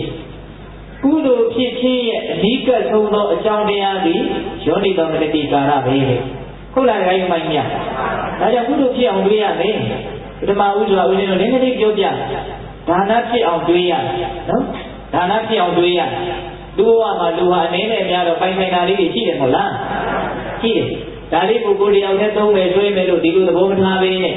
ဟုတ်လားတဲ့နိုင်မြဝေဦးမယ်ညာဦးမယ်နောက်ဆုံးလေကိုယ့်ရဲ့ဘဝကလုံချာလို့ဘဝပေးကနေလို့ပြီးနေရဝေးတရားမရှိအောင်တောင်မှဆိုရပါလို့လိုင်းကားကြီးတယ်ကိုယ်ကနေရာရထားတယ်အသက်ကြီးတဲ့လူနေရာမရှိဘူးဆိုနေရာဖယ်ပေးတယ်ဆိုရင်ဒါပါလေနေရာအတူကိုတူတာဘာမှမပြောပတော့ဘူးလို့မထင်နဲ့စိတ်မြက်တဲ့စိတ်နော်တခါကြီးမိုင်းမြဟုတ်လားစေတနာကိုကံတတ်တာနော်စေတနာကိုအားကိုးရမှာနော်တခါကြီးမိုင်းမြကိုယ်စေတနာလေးကကိုယ့်ရဲ့အားကိုးရနော်ဟုတ်လားအဲ့လိုဒါနနဲ့ပတ်သက်ပြီးတော့ဒီပြင်းနဲ့နားလေသိချင်းတခါတော့မှလူတယောက်တွေးပုံလေးကိုဦးဇင်းကအမှတ်ရလို့ဒါလေးကိုပြောနေတာဟုတ်လားတခါကြီးတယောက်တကယ်ဖြစ်ပြတယ်အမြဲတမ်းစီးပွားရေးရှိဖို့ဒါပဲသူစဉ်းစားတယ်ပိုင်ဆိုင်မှုများဖို့သိလက်ကြိုးစားတယ်ဒါကြောင့်သူ့မှာတိုက်နဲ့ကားနဲ့ခြံနဲ့ဝင်းနဲ့နေနိုင်တယ်ဒီနေ့တော့သူ့ရဲ့တိုက်ပေါ်ကနေဗရေမောက်ကနေပြီးတော့ကတ္တရာလမ်းပေါ်ကိုသူလှမ်းပြီးတော့ငေးကြည့်နေတာအဲ့ဒီအချိန်လေးမှာကတ္တရာလမ်းရဲ့ဘေးကတစ်ပင်မှာရှိတဲ့တစ်ကိုင်းကြောက်ကလေတိုက်ပြီးတော့အောက်ကိုကျိုးကျတာဘာမှမဆန်းဘူးတော့လည်းမိုင်းမြတစ်ပင်ပေါ်ကတစ်ကိုင်းကြောက်လမ်းပေါ်ကျိုးကျတာမြင်ကွင်းသိချမ်းတဲ့မြင်ကွင်းမဟုတ်ဘူးနော်ဒါပေမဲ့သူ့ရဲ့ယောနိသောမနတိကာရနှလုံးသွင်းပုံကလေးသိကောင်းတယ်ကြည်တယ်ဒါအနည်းဆုံးထင်းတော့ရတယ်နော်တိုက်ထင်းရတယ်နော်အဲ့တော့ဒီတစ်ပင်ဟာဒီတစ်ကိုင်းကြောက်ကလေးဟာမချောက်ခင်တော့ကတော့သူပါလေအဆူကလေးတွေဟုတ်လား သိရတဲ့ဘာနဲ့ဝေဝေစားစားအဲ့ဒီတုန်းကလည်းသူဘာလုပ်ခဲ့တယ်တစ်ပင်အောင်မှာဖြတ်သွားတဲ့လူတစ်ပင်အောင်မှာနားတဲ့ခိုးတဲ့လူကိုအနည်းဆုံးသူအရှိတ်အေးချမ်းတဲ့အရှိတ်သူပေးတယ်နော်ဟုတ်လားအဲ့ဒီတစ်ပင်ဟာစားကောင်းတဲ့အပင်ဖြစ်မယ်ဆိုရင်လည်းအသီးကိုပေးအောင်မယ်နော်ပန်းပွင့်တဲ့အပင်ဆိုရင်လည်းရဏကလေးကိုပေးအောင်မယ်နော်ဟုတ်လားအဲ့ဒါလို့သူထွက်လာတဲ့ကဆိုသူကအလှကလေးနဲ့နော်ဒီတစ်ပင်ကလေးကဟုတ်လားပန်းပွင့်ကလေးတွေအသီးကလေးတွေပေးမယ်အကျိတ်ပေးမယ်အခုနောက်ဆုံးသူဘာမှမပေးနိုင်တော့လို့သူအကိုင်းချောက်ကလေးဖြစ်သွားတော့တောင်မှနောက်ဆုံးသူဘာပေးထားခဲ့ခင်းချောင်းကလေးတော့ပေးထားခဲ့နော်အဲ့ဒီလူကစဉ်းစားတယ်လူဘဝတစ်ပင်တစ်ပင်လူများသူများအတွက်အသုံးကျအောင်ချသွားရရင်ဘာလို့ကြည်လူတွေကကောင်းမလဲတဲ့သူစဉ်းစားတာနော်ငါကြောင့်ငါနဲ့ပတ်သက်တဲ့လူလေးတွေငါအကျိတ်ကလေးမှာအေးချမ်းပါစေဒိဋ္ဌိစဉ်းစားကြည့်တာနဲ့တော့မှကြည်လူစရာကောင်းတယ်ဟုတ်လားအကျိတ်တက်နိုင်ရင်အကျိတ်ပေးမယ်ဟုတ်လားအသီးတက်နိုင်ရင်အသီးပေးမယ်နောက်ဆုံးဘာမှမတက်နိုင်ဘူးသိနှုံချတယ်ဆိုရင်ခင်းချောင်းကလေးအနေနဲ့တော့ပေးလို့ရတယ်ဟုတ်လားအဲ့ဒီလိုစဉ်းစားပြီးတော့အဲ့ဒီတကားကြီးကတိုင်းငါလေးဒီကြည့်ဟောဒီသစ်ပင်တို့ငါကျင့်သုံးမယ်ငါရဲ့အစွမ်းအစတွေကိုငါတယောက်တည်းအတွက်ငါဘယ်တော့မှအသုံးမချတော့မကောင်းဘူးလားဒီပိုင်းကြီးသူ့ရဲ့အစွမ်းအစကိုသူတယောက်တည်းအတွက်အသုံးမချတော့အနည်းဆုံးမိသားစုအတွက်အသုံးချမယ်ဆွေမျိုးအတွက်အသုံးချမယ်တက်နိုင်နေရင်ရက်ွက်အတွက်အသုံးချမယ်ဟုတ်လားအဲ့ဒါလည်းတက်နိုင်နေရင်နိုင်ငံအတွက်အသုံးချမယ်မကောင်းဘူးလားကောင်းတယ်နော်အခုမြတ်စွာဘုရားလေသူ့ရဲ့အစွမ်းအစတွေကိုသူဘယ်သူအတွက်အသုံးချသွားတာတလောကလုံးအတွက်အသုံးချသွားတာသူ့ရဲ့ဘောင်ကိုသူအကျယ်ကြီးချဲ့သွားတာနော်ဒါကြောင့်မို့လို့မြတ်စွာဘုရားကိုဖျားဆိုပြီးတော့ခုနှစ်ပေါင်း2500ကျော်သည့်တိုင်အောင်မြတ်စွာဘုရားကိုရှေ့ကိုပူဇော်ပသနေကြရတာဟုတ်လားညှဉ်းလို့နေကြရတာတန်ဖိုးထားနေကြရတာအဲ့ဒီလိုသိတဲ့ကလေးခင်ဗျားတို့ကျွတ်တို့ရဲ့နှလုံးသားမှာကိန်းနေတော့ကောင်းပါဖျားလို့တလောကကြီးလုံးအတွက်မချဲ့နိုင်ကြည့်နေအောင်တော့အနည်းဆုံးငါမိသားစုလေးသိချမ်းသာပါစေဟုတ်လားအနည်းဆုံးငါဆွေမျိုးကလေးချမ်းသာပါစေဟုတ်လားညာတတသတိရလူတွေနော်ငါရက်ကိုထဲမှာငါနဲ့ပတ်သက်နေတဲ့လူတွေငါနဲ့ထိစပ်နေတဲ့လူတွေကောင်းသွားပါစေနော်အဲ့ဒီလူလေးကိုယ့်ရဲ့ဘောင်ကိုချက်ပြီးတော့ကိုယ့်ရဲ့ပိုင်ဆိုင်မှုကိုယ့်ရဲ့အစွမ်းအစတွေကိုအားလုံးအတွက်ဝေနိုင်တယ်မျှနိုင်တယ်ဆိုရင်ကိုယ်လေးပဲအဆင့်မြင့်မသွားဘူးလားမြင့်သွားတယ်ဘုရားဟာလောကအတွက်လူရင်းနဲ့သူကိုယ်တိုင်ဘုရားဖြစ်သွားတာနော်ဒီကကြီးမိုင်းမြသိကောင်းတယ်နော်သိကောင်းတယ်နော်အဲ့ဒါဘာကောင်းမလို့ယောနိသောမနတိကာရကုသိုလ်ဖြစ်အောင်စဉ်းစားတာနော်အဲ့ဒီလိုပဲသီလဖြစ်အောင်စဉ်းစားကြည့်ရှိနဲ့ကမ်းနဲ့နေရတာသိကောင်းတယ်သူများကိုဒုက္ခမပေးရတာသိကောင်းတယ်ဟုတ်လားသူများအသက်တတ်တာတော့ရက်သက်တာမရှိဘူးသူများရဲ့ရှင်သန်မှုကိုဖြည့်ဆည်းတဲ့အတွက်ကြောင့်တစ်ချိန်ချိန်မှာကံလူအကျိုးပေးရငါရဲ့ရှင်သန်မှုလည်းအနှောင့်အယှက်ဖြစ်လာနိုင်တယ်စဉ်းစားတဲ့နော်စဉ်းစားတဲ့နော်သူများရဲ့ပိုင်ဆိုင်မှုကိုနှောင့်ယှက်ရင်ငါရဲ့ပိုင်ဆိုင်မှုလည်းအနှောင့်ယှက်ခံရနိုင်တယ်ဒါလေးကတည်းကရိုးကြလေးပါဟုတ်လားငါရဲ့ပိုင်ဆိုင်မှုကိုငါအနှောင့်အယှက်မခံရင်လည်းသူများလည်းပဲသူများပိုင်ဆိုင်မှုကိုနှောင့်ယှက်ခံရင်မှာမဟုတ်ဒါကြောင့်မိသူပါလာကပြောတယ်ပစ္စည်းဥစ္စာဟာလူတွေအတွက်ဒုတိယအသက်ပဲလေသူများပစ္စည်းကိုမတရားသွားယူတာဟာအဲ့ဒါဒုတိယအသက်ကိုတတ်တယ်နောက်တခါယူမိုင်းမြသီလကိုအဲ့လိုလေးစဉ်းစားတော့ယူကလေးမှန်ကလေးဘဝမှာနေသွားတယ်ဘယ်သူမှအနှောင့်အယှက်မပေးဘူးစိတ်ကောင်းတယ်ဒီစိတ်ကလေးနော်အဲ့ဒီစိတ်မျိုးတွေအဲ့ဒီအကြည်သွေးတွေများပိုင်နေတဖြည်းဖြည်းနဲ့စိတ်ဟာတည်ငြိမ်လာရင်အမှန်ကိုထိုးထွင်းသိလာတယ်ဒါကြောင့်မြတ်စွာဘုရားကသီလသည်သမာဓိပညာတို့ရဲ့တရားနော်ဒါကြောင့်သီလသည်မြေကြီးနဲ့တူတယ်အရာအလုံးရဲ့တရားဟုတ်လားလိုက်မိုက်ပြအဲ့လိုလေးစဉ်းစားမယ်ဆိုရင်သီလရှိခြင်းစိတ်သီလထိခြင်းစိတ်မပေါက်ပြီဘူးလားဒါပါခေါ်မလို့ယောနိသောမနတိကာရကုသိုလ်ဖြစ်အောင်စဉ်းစားတာနော်နောက်စဉ်းစားအောင်ဘာဝနာတရားလူရည်လို့ဖြစ်လာရင်မြင့်မြတ်တာတွေအထက်တန်းကြတာတွေအတိညာလူတွေသူတော်ကောင်းကြီးတွေကြီးမားသွားတာတွေဒါတွေငါမှရပိုင်ခွင့်ရှိတယ်ငါမှဒီအည်သွေးမျိုးရှိတယ်လို့နားလည်ပြီးတော့နည်းနည်းလေးတော့ဘာဝနာရဲ့အရာတာကိုအနည်းဆုံးကြီးစမ်းပြီးတော့မသွားနိုင်ဘူးလားသွားတယ်တနေ့လာလဲတာတနေ့လာလဲတာဒါတွေနဲ့ပဲအချိန်ကုန်သွားမယ်ဆိုရင်ကိုယ့်ကိုယ်ကျင့်တဲ့စရာဘာမှမရှိဘူးနော်စားမယ်တောက်မယ်ကြည့်မယ်မြင်မယ်ကြားမယ်ပြောမယ်ဆိုမယ်ဒီလောက်နဲ့အချိန်ကုန်သွားရင်သိတတ်ရင်ဘာမှနှစ်သာရရှိတယ်လို့ပြောလို့မရဟုတ်လားအဲ့တော့ဒီကြားတွေကနေပြီးတော့အနှစ်သာရရှိတာကိုအများကြီးလုပ်သွားမယ်ဆိုရင် ဒီတိုင်းဘာဝနာတရားဘက်ကိုခြေဦးလှည့်ကြည့်သိပြီးတော့နည်းနည်းလေးပြည့်ပြည့်လေးကောင်းလို့သူတော်ကောင်းတွေတိုက်တွန်းခဲ့တာနော်ဒုက္ခရောက်စီတော့ဆိုပြီးတော့ကြောက်တွန်းခဲ့တာလားမဟုတ်ဘူးနော်ဒါကြောင့်သူတော်ကောင်းကြီးတွေစိတ်ကြိုက်တဲ့တကယ်သူတော်ကောင်းတရားကိုတွေ့သွားရင်ကျင်နာတွေအားလုံးကိုစွန့်ထားနိုင်တယ်မလို့တော့ဘာကြောင့်လဲအဲ့ဒါတွေတဲ့ကောင်းတဲ့အရာသူ့မှာရှိလို့အဲ့ဒါတွေကိုသူနေရာမပေးနိုင်တော့နော်အဲ့ဒီလောက်ထိဖြစ်နိုင်ကြီးဒကာမတို့ဦးဇင်းတို့မှာမရှိဘူးလားရှိတယ်နော်ဒါကြောင့်ဘာဝနာတရားနဲ့မိမိတို့ရဲ့ဘဝကိုအစစ်မြင့်အောင်ကျေပြတ်အောင်ချမ်းသာဒုက္ခရအောင်မလုပ်သင့်ဘူးလားဒါပါကဒီတွေးလေးကိုဘာခေါ်မလဲယောနိသောမနတိကာရကုသိုလ်ဖြစ်အောင်တွေးတာနော်နောက်အကုသိုလ်မဖြစ်အောင်တွေးပုံကလေးဒါလေးကိုတော့ဦးဇင်းတို့အကြောင်းအရာလေးတစ်ခုနဲ့ကပ်ပြောပြတယ်ဦးဇင်းတို့ကတ္တမမြတ်စွာဘုရားလက်ထက်တုန်းကတတိကြီးတယောက်ရှိတယ်သိပြီးတော့စေတနာတရားတရားကောင်းတယ်တတိကြီးရဲ့နာမည်ကသူမင်္ဂလာနော်အင်မတန်ကောင်းတဲ့မင်္ဂလာနဲ့ပြည့်စုံတဲ့တတိကြီးပေါ့ဟုတ်လားအဲ့ဒီတတိကြီးကလေမြတ်စွာဘုရားကိုကြည်ညိုလုံးလို့ကျောင်းတော်တစ်ခုလုံးကိုရွှေအုပ်တွေခင်းပြီးတော့ပူဇော်တယ်လို့ဆိုတယ်ဟုတ်လားအဲ့ဒါတနေ့တော့အဲ့ဒါလောက်တရားကောင်းတဲ့အဲ့ဒီလောက်စိတ်သဘောထားပြည့်စုံတဲ့တတိကြီးဟာလေညိုရဲသွားရင်းနဲ့လမ်းဘေးကဇရက်ပေါ်မှာလူတယောက်ကအိတ်နေတာမြင်တယ်နော်အဲ့ဒီလူကဘာလို့အိတ်နေတော့ဆိုတော့ဒီဦးဇင်းတို့ဖန်ရီသွန်းတဲ့အဝတ်လို့ပြောတယ်ဥပိ္ပဇ္ဇသင်္ကန်းလို့ပြောရပါလို့ဟုတ်လားအဲ့ဒီသင်္ကန်းဖန်ရီသွန်းတဲ့အဝတ်ကိုခေါင်းပြီးကျုံပြီးတော့အိတ်နေတာဒါပေမဲ့ခြေထောက်တစ်ချောင်းကပေါ်နေတယ်ခြေဘဝနှစ်ဖက်ကပေါ်နေတယ်အဲ့ဒီခြေဘဝနှစ်ဖက်မှာရွှွတ်နေလူးနေတာနော်အဲ့ဒါအိတ်နေတာကသင်္ကန်းကိုခေါင်းပြီးကျုံအိတ်နေတာခြေဘဝမှာဘာတွေလူးနေတော့ရွှွတ်နေလူးနေတယ်အဲ့ဒီတော့တတိကြီးကပါဇက်ကလှုပ်ကနေထွက်သွားတာအဲ့ဒါပရိသားလေရတယ်။ဘာထွက်သွားလို့ဆိုတော့နေ့မှာအိတ်နေတယ်ညမှာခြေတော့မှလည်းရွှွနေကလူးနေတယ်ဆိုတော့ဒါညမှာကျက်စားတဲ့လူဖြစ်မယ်နဲ့တူတယ်လို့ဒါလေးပြောလိုက်တာနော်ပြောကြရပဲလေနေ့မှာသူဘာလို့အိတ်တယ်လို့ညမှာသူလှုပ်ရှားနေလို့နေ့မှာအိတ်တယ်ဘောဟုတ်လားလေမိုင်းမြလှုပ်ရှားတာကလည်းသူတကယ်ကိုကြောင်ကြိုးကြောင်ညမဟုတ်တဲ့နေရာမှာလှုပ်ရှားခဲ့လို့သူရွှွနေလူခဲ့တာဘောဟုတ်လားတကယ်လည်းမှန်တယ်အဲ့ဒါတခုပဲ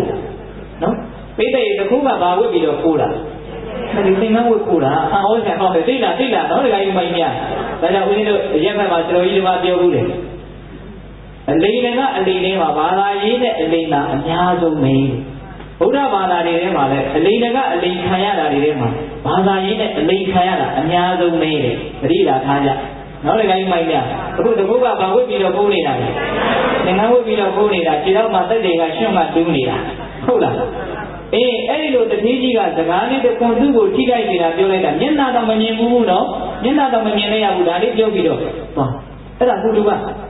တတိကြီးသွားပြီဆိုတော့အဲ့ဒီသင်္ကန်းလေးဖွင့်ကြည့်တတိကြီးပါလားကြည်တမ်းသူကပစ္စည်းရှိတယ်ဆိုတဲ့အရှိန်နဲ့ငါ့ကိုပက်ပက်ဆက်ဆက်ပြောသွားလိုက်တယ်ငါရဲ့အကြောင်းကိုသိစေရမယ်ဒီလိုက်အကြီးကျယ်ဉာဏ်မျိုးဖွဲ့အင်မတန်စိတ်သဘောထားပုတ်တဲ့လူကအဲ့ဒီလူကအဲ့ဒါဘာလို့တလဲဆိုတော့တတိကြီးရဲ့လေတွေကိုလေ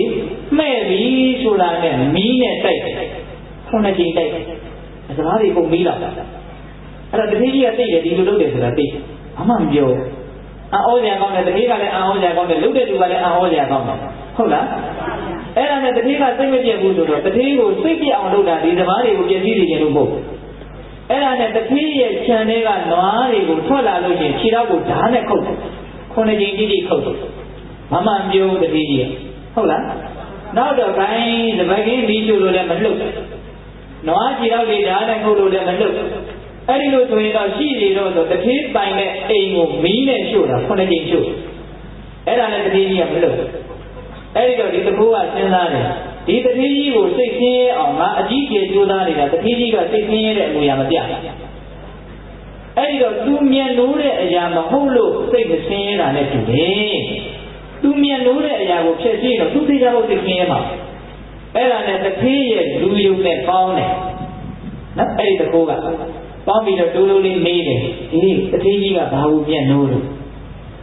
တတိကြီးအမျက်နှိုးဆုံးကတော့တဲ့ကတ္တပမြတ်စွာဘုရားတည်င်းသုံးတဲ့ခန္ဓာပုရိအကြောင်းတော်ကြီးကိုတတိကြီးအမျက်နှိုးဆုံးပဲ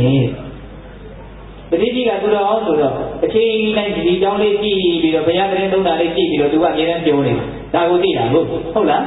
အဲ့ဒီလိုပြောတော့အေးအဲ့ဒီလိုဟုတ်ပြီဆို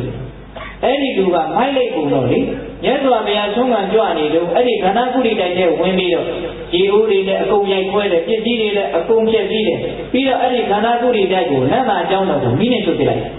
နော်အဲ့တော့တပည့်ကြီးဟာအကုန်လုံးဘုရားရဲ့အကြောင်းတော်မီးလောင်တဲ့မီးလောင်တော့ကြီးလာဒီရောက်တော့မီးလောင်ပြပဲရှိတယ်အားလုံးကြာကြသွားအဲ့ဒီတော့ဘေးကလူတွေကလေမျက်နှာငယ်လေးတွေနဲ့စိတ်မကောင်းတဲ့မျက်နှာနဲ့တပည့်ကြီးကိုဝိုင်းကြည့်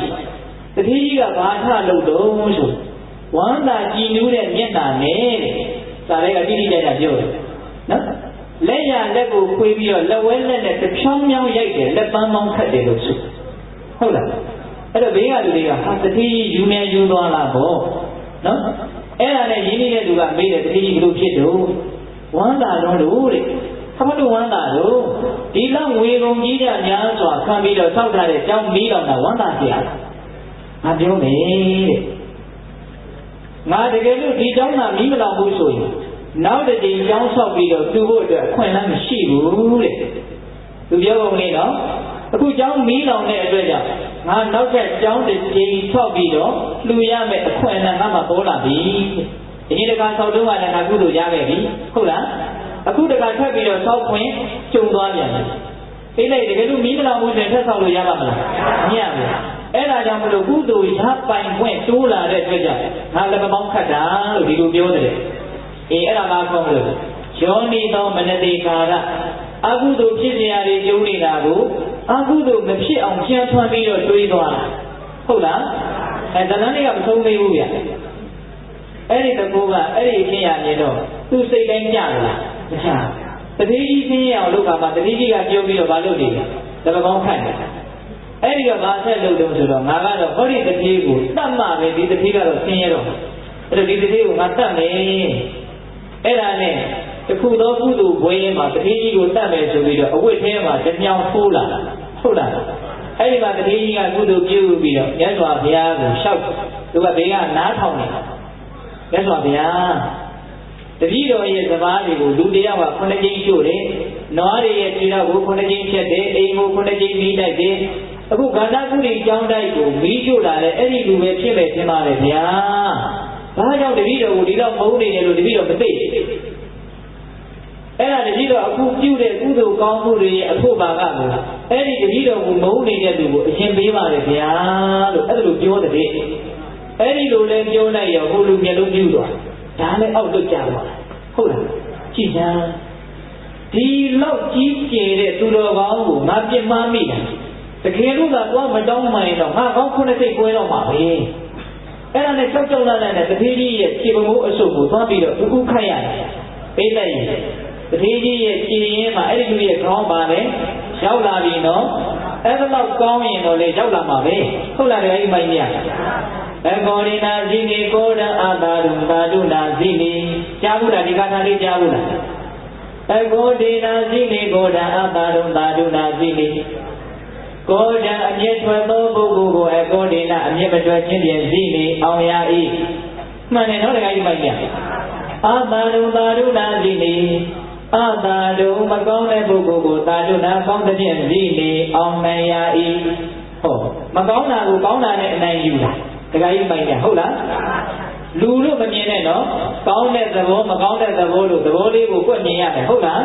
ကောင်းတဲ့သဘောကမကောင်းတဲ့သဘောကိုအနိုင်ယူတာခုလူရဲ့ကောင်းကဟိုလူချင်းရင်ကိုရောက်သွားပြီနောက်တခါကြီးပိုင်ရအဲ့ဒီမှာသူတောင်းမှတော့တတိကြီးကဂိုင်းမင်းကခွန့်လို့ပါလေမင်းဘာဖြစ်လို့ငါ့ကိုအဲ့လိုလုပ်တယ်လဲငါမင်းမျက်နှာတစ်ခါမှတော့မြင်ဘူးတဲ့အဲ့ဒီတော့မှတကူကပြောတယ်ကျွန်တော်ဇရက်ပေါ်မှာအိတ်နေတော့တကူကြီးကဒီလူမဟုတ်တာလုပ်လာတာညကျစားတဲ့လူနဲ့တူတယ်လို့ပြောလို့တဲ့ဟာအော်သွားတယ်စကားလေးဒီတခွန်းနဲ့ဒါလေးနဲ့နော်ဒါကြောင့်ဒကာကြီးမိုင်းတဲ့စကားကိုလည်းသိထားပြောသိတာအဲ့ဒါတော့အညိုးကြီးတဲ့ပုဂ္ဂိုလ်မျိုးနဲ့များတွေ့ရင်ကိုဒုက္ခရောက်တယ်ဟုတ်လားဒါကြောင့်သူများကိုဘယ်တော့မှမရှုံချနဲ့မဟုတ်တာလုပ်တဲ့လူကကိုတောင်းအရှုံချမခံနိုင်သေးရဲ့ဟုတ်လားအဲ့ဒါနဲ့တတိကြီးကမင်းကခွန့်လို့ပါတယ်မင်းရဲ့ရံရိုးတွေကကြောက်เสียတယ်အဲ့တော့တကယ်ကြီးကျွန်တော်မျိုးကိုတကယ်ခွန့်လို့တယ်ဆိုလို့ရှိရင်မိသားစုနဲ့တကွကြုံခံမရသေးတဲ့အဲ့တော့တကယ်ကြီးကဘာပြောလို့ဆိုတော့မလီမင်းငါအိမ်မှာငါနဲ့အငြင်းလာနေပြီးတော့ကြုံခံမယ်မဖြစ်နိုင်ပါဘူးတဲ့ငါမင်းကိုကြုံဖြစ်လက်မခံရဲပါ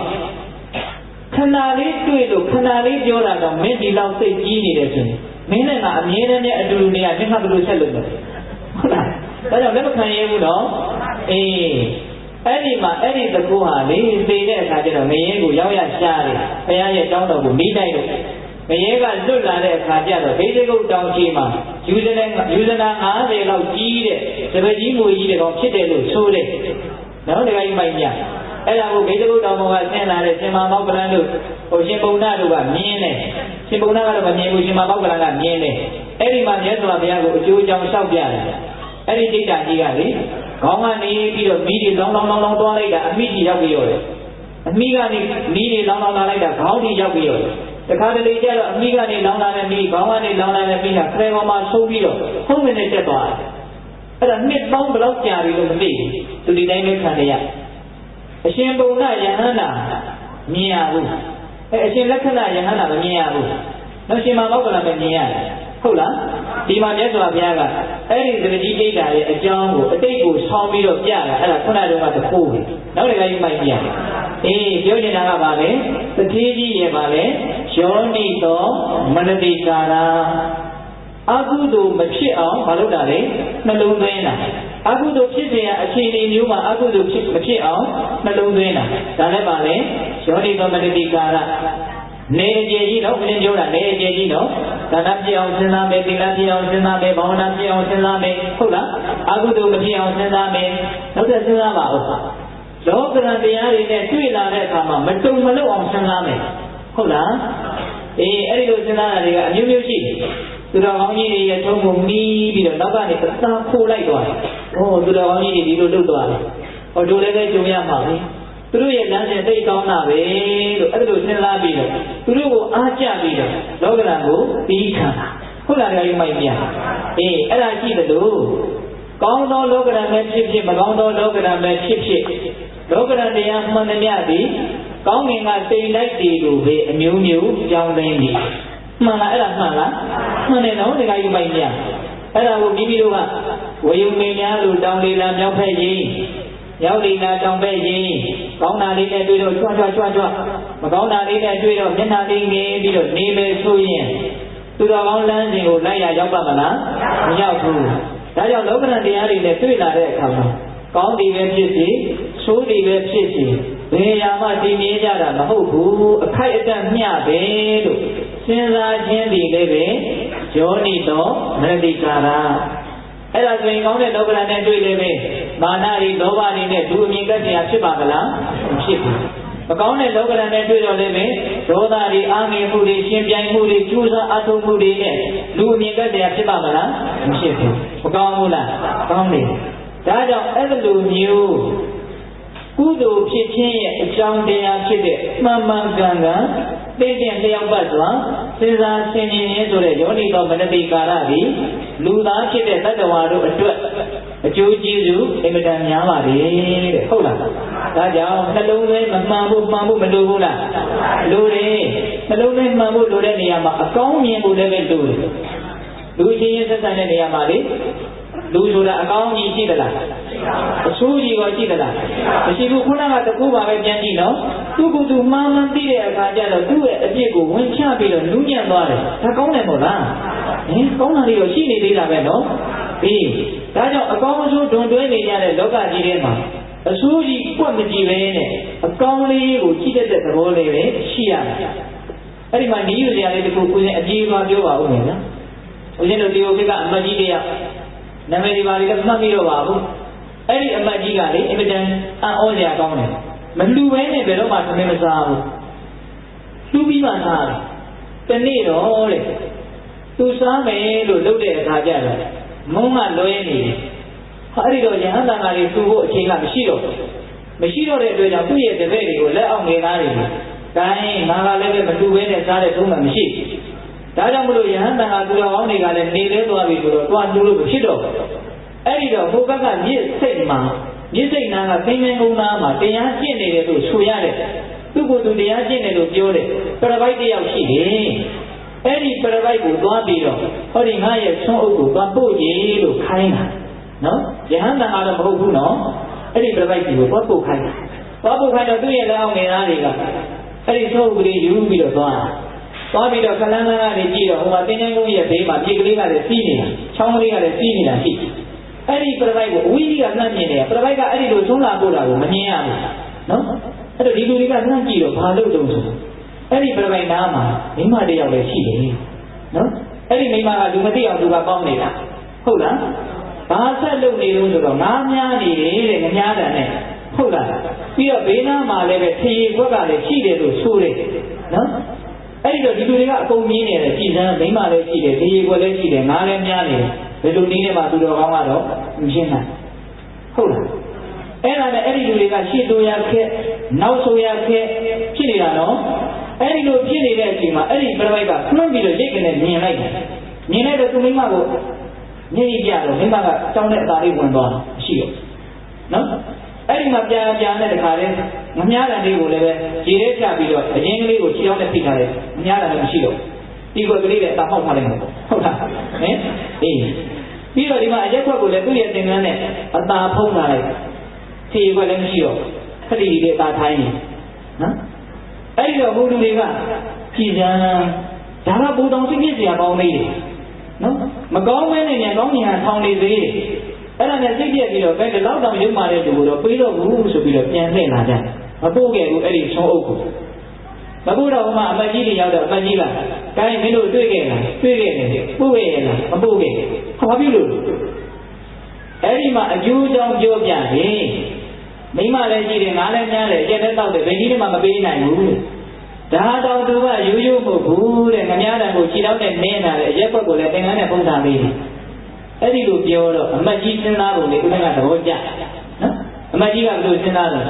အဲ့ဒီလိုဆိုရင်မင်းတို့သုံးကိုပြန်ပို့ကြည့်တဲ့ဘာဖြစ်လို့မင်းတို့ဒေတာစဉ်းစားကြည့်နော်သူ့မှာအ ਨੇ ဆုံးရှက်တဲ့သဘောလေးတော့ရှိနေပါသေးတယ်ကွာအဲ့ဒီကကြီးမိုင်းများဘာလေးတော့ရှိနေသေးတယ်လို့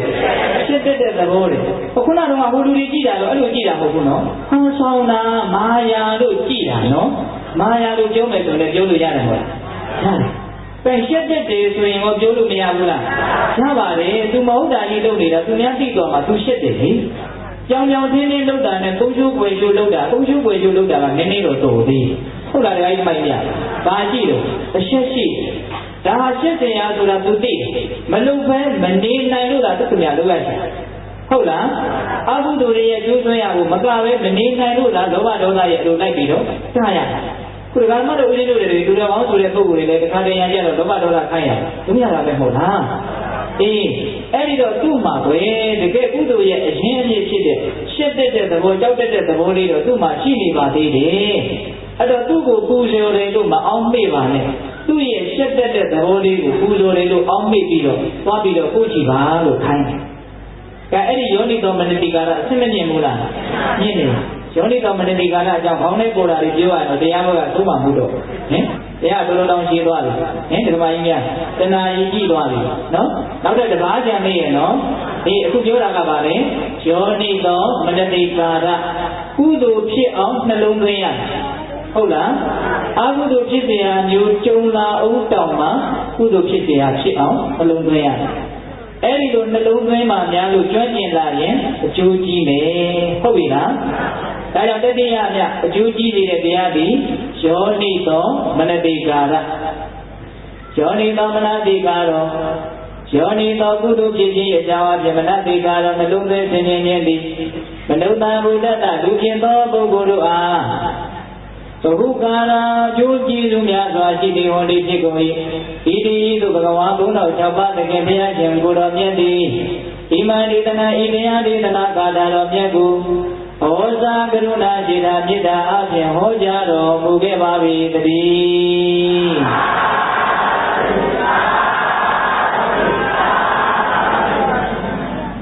ကိုင်းသတုထာမြောက်အကျိုးကြီးတဲ့တရားဒီတို့ကောင်းထဲမှာအရင်တရားရှိကြဓမ္မာလူဓမ္မပဏိပတိဟုတ်လားလောကုတ္တရာတရား၉ပါးအားလျော်သောအကျင့်ကိုကျင့်သုံးခြင်းသီလသမာဓိဉာဏ်ကိုကျင့်ခြင်းကိုပြောတာပါပဲဟုတ်လားအဲ့ဒီလောကုတ္တရာတရား၉ပါးအားလျော်တဲ့အကျင့်ကိုကျင့်ခြင်းသည်လည်းပဲလူဖြစ်တဲ့လူသားတွေအတွက်အင်မတန်အကျိုးကြီးတဲ့သုဒ္ဓမြောက်တရား သူကတော့အကျိုးကြီးဆုံးတရားပါပဲဟုတ်လားခိုင်းမိုင်းကြီးအေးတရားလေးတွေကသူဝင်းချက်နဲ့သူရှိတယ်နော်ပထမပါလဲသူတော်ကောင်းကိုပေါင်းတင်နေဝဲခြင်းသူတော်ကောင်းကိုပေါင်းတင်တဲ့အတွက်ကြောင့်သူတော်ကောင်းတရားကိုနာယူကြည်ယူရခြင်းဆိုတဲ့ဒုတိယအကျိုးကြီးကြောင့်တရားကိုဆက်ပြီးတော့ဘလို့မိစေဘူးလားလုံးမိသွားတယ်တရားကဆက်နေတယ်နော်ခိုင်းသူတော်ကောင်းတရားကိုနာယူကြည်ယူပါများလာပြီဆိုတော့နှလုံးသွင်းဆင်ခြင်မှုလေးတွေကကျွမ်းကျင်လာတယ်မကောင်းဘူးလားကောင်းတယ်နော်ပထမသူတော်ကောင်းကိုပေါင်းတယ်နောက်သူတော်ကောင်းတို့ရဲ့တရားတွေကိုနာယူတယ်နောက်နာယူပါများတော့စိတ်ကလေးကိုထားတက်လာတယ်ယောနိသောမနတိကာရအားကြီးလာတယ်ဟုတ်လားအဲ့ဒီလိုယောနိသောမနတိကာရအားကြီးလာခြင်းအတွေးခေါ်ရမြင့်လာရင်ကောင်းလာခြင်းဩလောကမှာဓမ္မာနုဓမ္မပฏิပတ်တိဆိုတဲ့သီလသမာဓိပညာကိုကျင့်သုံးခြင်းဒီသာနဲ့အကြီးဆုံးနဲ့တန်ဖိုးအရှိဆုံးအလုပ်လို့နားလည်လာတယ်ဟုတ်လားအဲ့ဒီလိုနားလည်လာရင်အဲ့ဒီလိုကဓမ္မနုဓမ္မပฏิပတ်တိဆိုတဲ့အကျင့်မြတ်ကိုအချိန်အားလျော်စွာအခါအားလျော်စွာမလုပ်သေးဘူးလားလုပ်နေနော်အဲ့ဒီလိုလုပ်လာရင်လည်းလုပ်ခြင်းရဲ့အကျိုးကျေးဇူးကိုမခံစားရပြီဘူးလားခံစားရမှာပါပဲခံစားရမှာပါပဲဟုတ်လားအဲ့ဒီလိုဓမ္မနုဓမ္မပฏิပတ်တိဆိုတဲ့အကျင့်မြတ်ကိုကျင့်သုံးမှများလို့အသိဉာဏ်ဓုတွေဉာဏ်ကြားခဲ့မယ်ဆိုရင်ဟုတ်တယ်ဓမ္မလို့နော်အသိဉာဏ်ဓုတွေကြားခဲ့မယ်ဆိုရင်ဒီဘဝမသေးခင်မှာကိုပဲဒုက္ခခတ်သိမ်းချုပ်ငြိမ်းရာနိဗ္ဗာန်ကိုအာရုံပြုနိုင်တယ်ဟုတ်လားခိုင်းမိုင်းပြသတ္တန်တရားလုံးတစ်ခါမှအာရုံမပြုဘူးတဲ့နိဗ္ဗာန်ကိုအာရုံပြုနိုင်တဲ့ယသိဉာဏ်ပညာထက်မြက်တဲ့အရည်သွေးရှိတဲ့သူဖြစ်နိုင်တယ်တရားလူတရားနဲ့ရနိုင်တယ်လို့ဆိုလိုတာနော်ဓမ္မလူဓမ္မပฏิပတ်တိကိုကျင့်ရင်လေဟုတ်လားဒါနဲ့မြတ်စွာဘုရားကတရားလူတရားမြတ်ကိုရရင်အကျိုးကျေးဇူးကဘယ်လောက်ကြီးမှလဲဒါလေးကိုဦးဇင်းတို့မကြာခဏပြောနေကြတရားဒေသနာလေးကိုဒီနေရာမှာအကြောင်းဆိုင်လို့ပြောပါဦးမြတ်စွာဘုရားရဲ့အကြိုက်ဆုံးလို့ပြောရတယ်မြတ်စွာဘုရားအကြိုက်ဆုံးကအဲ့ဒါပဲနော်တခါကြီးဒီမှာကြီးရဓမ္မလူဓမ္မပฏิပတ်တိဆိုတဲ့အကျင့်ကိုကျင့်ခြင်းဒီပင်နဲ့ကျင့်ခြင်းကိုယ်နဲ့မြတ်စွာဘုရားသည်အမြတ်လို့ဆုံးတန်ဖိုးအထားဆုံးဟုတ်လားဒီမိုင်းမြဒါလေးကိုဦးဇင်းတို့ဓမ္မပဒပါဠိတော်မှာလေ3နေရာလောက်တောင်တွေ့ရတယ်နည်းနည်းလေးပြောပြတယ်မြတ်စွာဘုရားလက်ထက်ကမြတ်စွာဘုရားပြိဋိဘံဆံတော့မယ်လို့အာယုသင်္ကာလသွတ်လိုက်ပြီလို့ယဟန်တော်တွေကိုကြီးညာတယ်မြတ်စွာဘုရားကနော်အသက်ရှည်ဖို့အတွက်ငါဘာမှလုံးလမဆိုင်တော့ဘူးနောက်လာမဲ့4လကြာရင်ငါဘုရားပြိဋိဘံဆံတော့မယ်လို့မြတ်စွာဘုရားကယဟန်တော်တွေကိုအမိန့်ရှိအဲဒီလိုမိန့်လိုက်ကလေးကစပြီးတော့ယဟန်တော်တွေဟာလေသူ့အုပ်စုနဲ့သူအုပ်စုဖွဲ့ပြီးတော့မြတ်စွာဘုရားကိုပြုစုဖို့မြတ်စွာဘုရားရဲ့နောက်ကအမြဲတမ်းတယုံယုံလိုက်နေတော့ဘုရားပြိဋိဘံဆံတော့မှာလေဆိုပြီးတော့အမြဲတမ်းလိုက်တယ်တရားနာကမခွာတော့အဲ့ဒီမှာထူးခြားတာကယဟန်တော်တစ်ပါးကတော့မြတ်စွာဘုရားပြိဋိဘံဆံတော့မယ်ငါမှလည်းပဲຢာကလည်းမကင်းသေးဘူးဒေါသလည်းမကင်းသေးဘူးမောဟလည်းမကင်းသေးဘူးဒါကြောင့်ဘုရားပြိဋိဘံမဆံခင်မှာຢာကဒေါသမောဟကင်းအောင်ရှင်းသုံးရရင်တော့ကောင်းမယ်လို့အဲ့ဒါလိုသတိတန်ချပြီးတော့ဘုရားနာကိုတစ်ခါမှမသွားဘူးနော်မသွားဘဲနဲ့သူတရားသေးလူစိတ်ကိုရမှာတပါးတဲ့အမြဲတမ်းဓမ္မတုဓမ္မပฏิပတ်တိအကျင့်ကိုအမြဲတမ်းကျင့်နော်အဲ့ဒီလိုကျင့်မှများတော့သူ့ရဲ့မျက်နှာအမူအရာသူ့ရဲ့သွားပုံလာပုံကလည်းထူးခြားနေတော့ယဟန်တော်တွေကဒီယဟန်ကိုတတိထားပြလာတယ်ကြည်ဟန်မြတ်စွာဘုရားကိုပြုစုရကောင်းမှမသိဘူးမျက်လုံးရကောင်းမှမသိဘူးနေနိုင်တဲ့ယဟန်ပဲကိုကြည်လူရှင်ကိုမေ့ထားတယ်အဲ့ဒါနဲ့အဲ့ဒီယဟန်ကိုခေါ်ပြီးတော့မြတ်စွာဘုရားကိုသွားတိုင်တယ်တိုင်တော့မြတ်စွာဘုရားကဟုတ်တယ်လားချက်သားမှန်လားပါဗျာဘုရားတွေ့တော့မြတ်စွာဘုရားဒီကိုမချင်းကပ်မိတာမှန်ပါတယ်ဗျာဘယ်လိုစိတ်ကူးနဲ့သင်္ကာနာကိုမချင်းကပ်တာတော့မြတ်စွာဘုရားနောက်၄လနေပြိဋိဘံဆံတော့မယ်လို့ဆိုတယ်ဗျာဒါကြောင့်ဘုရားပြိဋိဘံမဆံခင်မြတ်စွာဘုရားတတ်တော်ထင်ရှားရှိတဲ့အခိုက်မှာဘုရားတပည့်တော်ຢာကဒေါသကင်းအောင်ကျင့်မယ်လို့ဒီစိတ်ကူးနဲ့ရှင်းသုံးနေတော့မှာဘုရားလို့ရှောက်တာ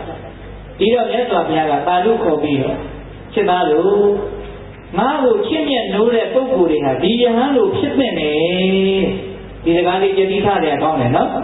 ဘုရားကိုကျေးဇူးတင်တယ်ဘုရားကိုမြတ်နိုးတယ်ဘုရားကိုကြည်ညိုတယ်ဆိုရင်ဟုတ်လားငါ့ကိုချစ်မြတ်နိုးတဲ့ပုဂ္ဂိုလ်ဟာဒီယဟန်လိုဖြစ်နေတယ်ဟုတ်လားအဲ့ဒီမှာမြတ်စွာဘုရားကအဒဒတံပရတိနာဘဟုနာပိနာဟပိအဒဒတပပိညာယတတတပတုတောတိယဘိတောဣပိသလေးပါစေတစေတမီတို့အတတထမိမိရဲ့အကျိုးជីវာကိုဘဟုနာပိ ပရဒိနာသူတော်ဘာရဲ့အကျိုးစီးပွားများစွာဖြင့်ပရဒိနာသူတော်ဘာရဲ့အကျိုးစီးပွားများစွာဖြင့်အတ္တတတ္တမိမိရဲ့အကျိုးစီးပွားနဲ့ငယ်ကိုနာဟာပေဆုပ်ယုပ်ပြည့်စည်ခြင်းမရှိစေရသူတော်ဘာအကျိုးစီးပွားတွေအများကြီးရှိမဲ့ဆိုအောင်တော့ကိုယ့်ရဲ့အကျိုးစီးပွားလေးနည်းနည်းထိခိုက်သွားမယ်ဆိုရင်ကိုယ့်ရဲ့အကျိုးစီးပွားကိုမပြည့်စည်သေးနဲ့ဒီတရားဒေသနာလေးအံ့ဩစရာကောင်းတယ်လောကီအကျိုးစီးပွားကိုဆိုလိုတာမဟုတ်ဘူးနော်ကိုယ့်ရဲ့အကျိုးစီးပွားအနည်းငယ်မျှတော့မထိခိုက်စေနဲ့သူတော်ဘာရဲ့အကျိုးစီးပွားအများကြီးနဲ့ပတ်သက်နေအောင်တောင်မှကိုယ့်ရဲ့အကျိုးစီးပွားနည်းနည်းလေးကိုမထိခိုက်စေရဘူးသတိထားတော့ဒီကကြီးပိုင်မြအဲ့ဒါဓမ္မပဒပါဠိတော်အတ္တဝက်မှာလာတယ်ဟုတ်လားပရဒိနာသူတော်ဘာရဲ့အကျိုးစီးပွားဘုနာပိများစွာရင်းဖြစ်ပါတော့လေအတ္တတတ္တမိမိရဲ့အကျိုးစီးပွားနဲ့ငယ်ကိုနာဟာပေမဆုံးရှုံးမပြည့်စည်စေရမထိခိုက်စေရအတ္တတတ္တမိမိရဲ့အကျိုးစီးပွားကိုအပိညာယကောင်းစွာနားလည်သိမြင်သည်ဖြစ်၍ကိုယ့်ရဲ့အကျိုးစီးပွားကိုကိုယ်ကောင်းကောင်းသိပြီးတော့နော်ပဋ္ဌာန်ဘသူတော်သိရမိမိရဲ့အကျိုးစီးပွား၌သုံးလားကြိုးကိုအားထုတ်လေးရှိသည်ဖြစ်ရ၏ကိုယ်ကျိုးစီးပွားအစစ်အမှန်ကိုကိုယ်တိုင်ပဲကြိုးစားရမယ်ဆိုလိုတာကနည်းနည်းလေးဒါလေးကရှင်းပြပါဟာဒီလိုဆိုရင်သူများအကျိုးမလုံးရတော့ဘူးလားလို့လွယ်မှားစွာနားလည်သွားမှာဆိုလို့နောက်တစ်ခါကြီးမိုက်မြဆိုလိုတာကကိုယ့်ရဲ့အားကိုးရာအစစ်ဒီကိုယ့်ရဲ့အတွင်းတဏ္ဍာမှာပဲရှိနောက်တစ်ခါကြီးမိုက်မြသိတဲ့ပြောရရင်ကိုယ့်ရဲ့အတိဉာဏ်နေတာလည်းကိုယ့်အတွက်အားကိုးရာအစစ်မှန်တယ်ဆိုလိုတာကနော်အဲ့ဒီအားကိုးရာဖြစ်တဲ့အတိဉာဏ်အစစ်အမှန်ကိုလေးဒီပြင်လူကိုဖန်တီးခိုင်းလို့ရမလားမရဘူးနော်ဟုတ်လားမရဘူးနော်သူများကြီးတောင်းလို့လည်းမရဘူးအခုကြီးတောင်းလို့လည်းမရဘူးအဲ့တော့ဒေသနာတစ်ခုရှိတယ်ဟောဒီပိဋကကြီးနှုတ်ထဲမှာအကုန်လုံးရပြီးသားဖြစ်တယ်အတ္တာဟိအတ္တနောနာထောကိုဒီတာနေကိုရဲ့အာကိုရာဟုတ်လားအဲ့ဒီလိုဆိုလို့ရှိရင်သူဒီလည်းပဲသူဒီတာနေသူ့ရဲ့အာကိုရာတယောက်ဒီတယောက်ရဲ့အာကိုရာမဟုတ်ဘူးဘာမှမဆိုင်ဘူးနော်ဟုတ်လားဒီကိစ္စပိုင်မရကိုဒီတာနဲ့ကိုယ့်ရဲ့အာကိုရာလို့ဆိုတော့အဖြစ်အချင်းချင်းအကုန်လုံးပြန်လာလို့လားလူတိုင်းဒီမိမိဒီတာနဲ့မိမိရဲ့အာကိုရာဟုတ်လားအဲ့တော့ကိုအာကိုရာကိုသူများဒီတောင်းလို့မရတယ်လို့သူများကလည်းသူ့ကိုယ်တိုင်ရဲ့အာကိုရာကိုကိုဒီတောင်းလို့မရဘူးဆိုလိုတာကတကယ်အရေးတွေမှာဘယ်သူကမှဘယ်သူကိုမကူညီနိုင်ဘူးဒါကိုသဘောပေါက်ရမယ်နော်အဲ့ဒါကြောင့်မလို့မြတ်စွာဘုရားကကိုယ့်ရဲ့အာကိုရာအစ်ကိုကိုယ်တိုင်ရှာဖွေရမယ်ဒါကိုလုံးဝမချွတ်ယွင်းစေရဘူးလို့ပြောတာဟုတ်လားဒါကြောင့်မလို့ကိုကျိုးစည်းဝါးကိုကိုယ်တိုင်နားလည်ပြီးတော့ကျင့်သုံးရမယ်ငါဘုရားကိုဒီနည်းတွေပန်းနေသင်္ကန်းနေနဲ့သူလည်းပူဇော်နေတာဟာပူဇော်ရအစ်စ်မှမဟုတ်သေးဘူးဟောဒါလေးပြောတယ်နောက်တစ်ခါကြီးပိုင်ပြတရားနှလုံးကိုကျင့်သုံးမှသာလျှင်စစ်မှန်တဲ့ပူဇော်ခြင်းဖြင့်ပူဇော်ရာရောက်တယ်လို့အမျက်ဆုံးပူဇော်ခြင်းကိုမြတ်စွာဘုရားအဲ့ဒီမှာဟောတယ်အဲ့ဒီယဟန်တော်လေးလည်းအဲ့ဒီမှာယဟန်တာဖြစ်ဟုတ်လားဒါကြောင့်ဦးဇင်းတို့ဒကာမတို့ကိုလေဦးဇင်းတို့နေကုန်းတွေကိုလေဗာလေးပြောရင်လို့ဆိုတော့သင်္ဃာတိကဏ္ဍသုတ်တာဆိုတာရှိမြတ်စွာဘုရားရဲ့နောက်ကနေဘဝကြီးရဲ့ဆက်ချက်မကွာလိုက်ပြီးတော့သင်္ကန်းဆုံးကိုဆွဲပြီးတော့ဘလောက်ပင်နီးစက်နေတော်လေးတဲ့လောဘတွေဒေါသတွေမောဟတွေကြီးပြီးတော့ဘုရားဟောတဲ့မညီပဲနဲ့ဘုရားရဲ့အလိုတော်နဲ့ဆန့်ကျင်ပြီးတော့နေလေဆိုရင်ဘုရားနဲ့အင်မတန်ဝေးပါလေတဲ့ဟုတ်လားဓမ္မကြီးများဘုရားနဲ့ယူဒနာတရားဝေးတော်လေးပဲမြတ်စွာဘုရားနဲ့တက်ချင်းတူတဲ့လောဘဒေါသမောဟနည်းအောင်ကြိုးစားမယ်ဆိုရင်ဘုရားနဲ့နီးပါလေတဲ့ဟုတ်လားဒါကြောင့်ဘုရားကိုအကောင်းဆုံးပူဇော်ခြင်းနဲ့ဆိုရင်ဘာနဲ့ပူဇော်ရပါလဲဓမ္မာနုဓမ္မပฏิပတိ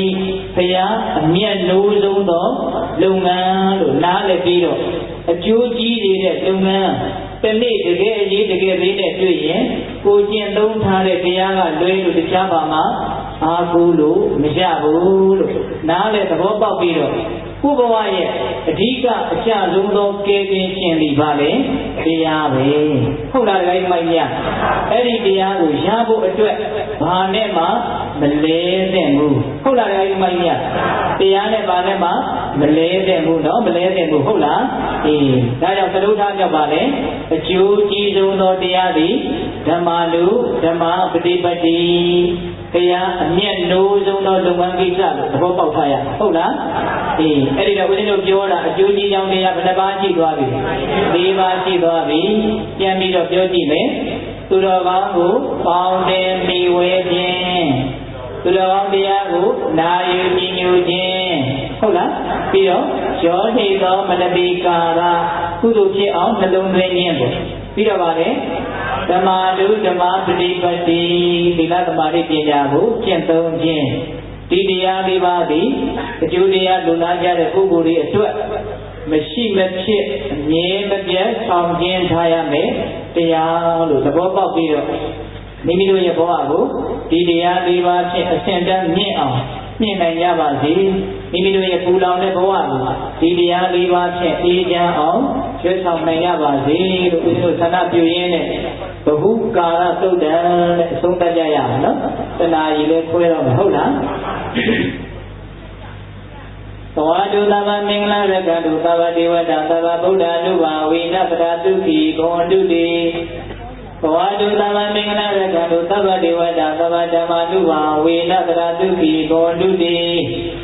သဝတုသဗ္ဗမင်္ဂလာရကတုသဗ္ဗဒေဝတာသဗ္ဗသံဃာ ानु ဘာဝိနပဒတုခိဂောတုတိဒီတုမင်္ဂတိတရားနာပိသကောင်းသူတော်ကောင်းတို့သာသာအာနန္ဒောတတ္တဝအနန္တတို့အားသာလမင်္ဂလာလောကီလောကုတ္တရာကောင်းဆိုသည်မင်္ဂလာဝါဝဒီဘဝတုကောင်းစွာမသိဖြစ်တော်မူကြပါစေတည်း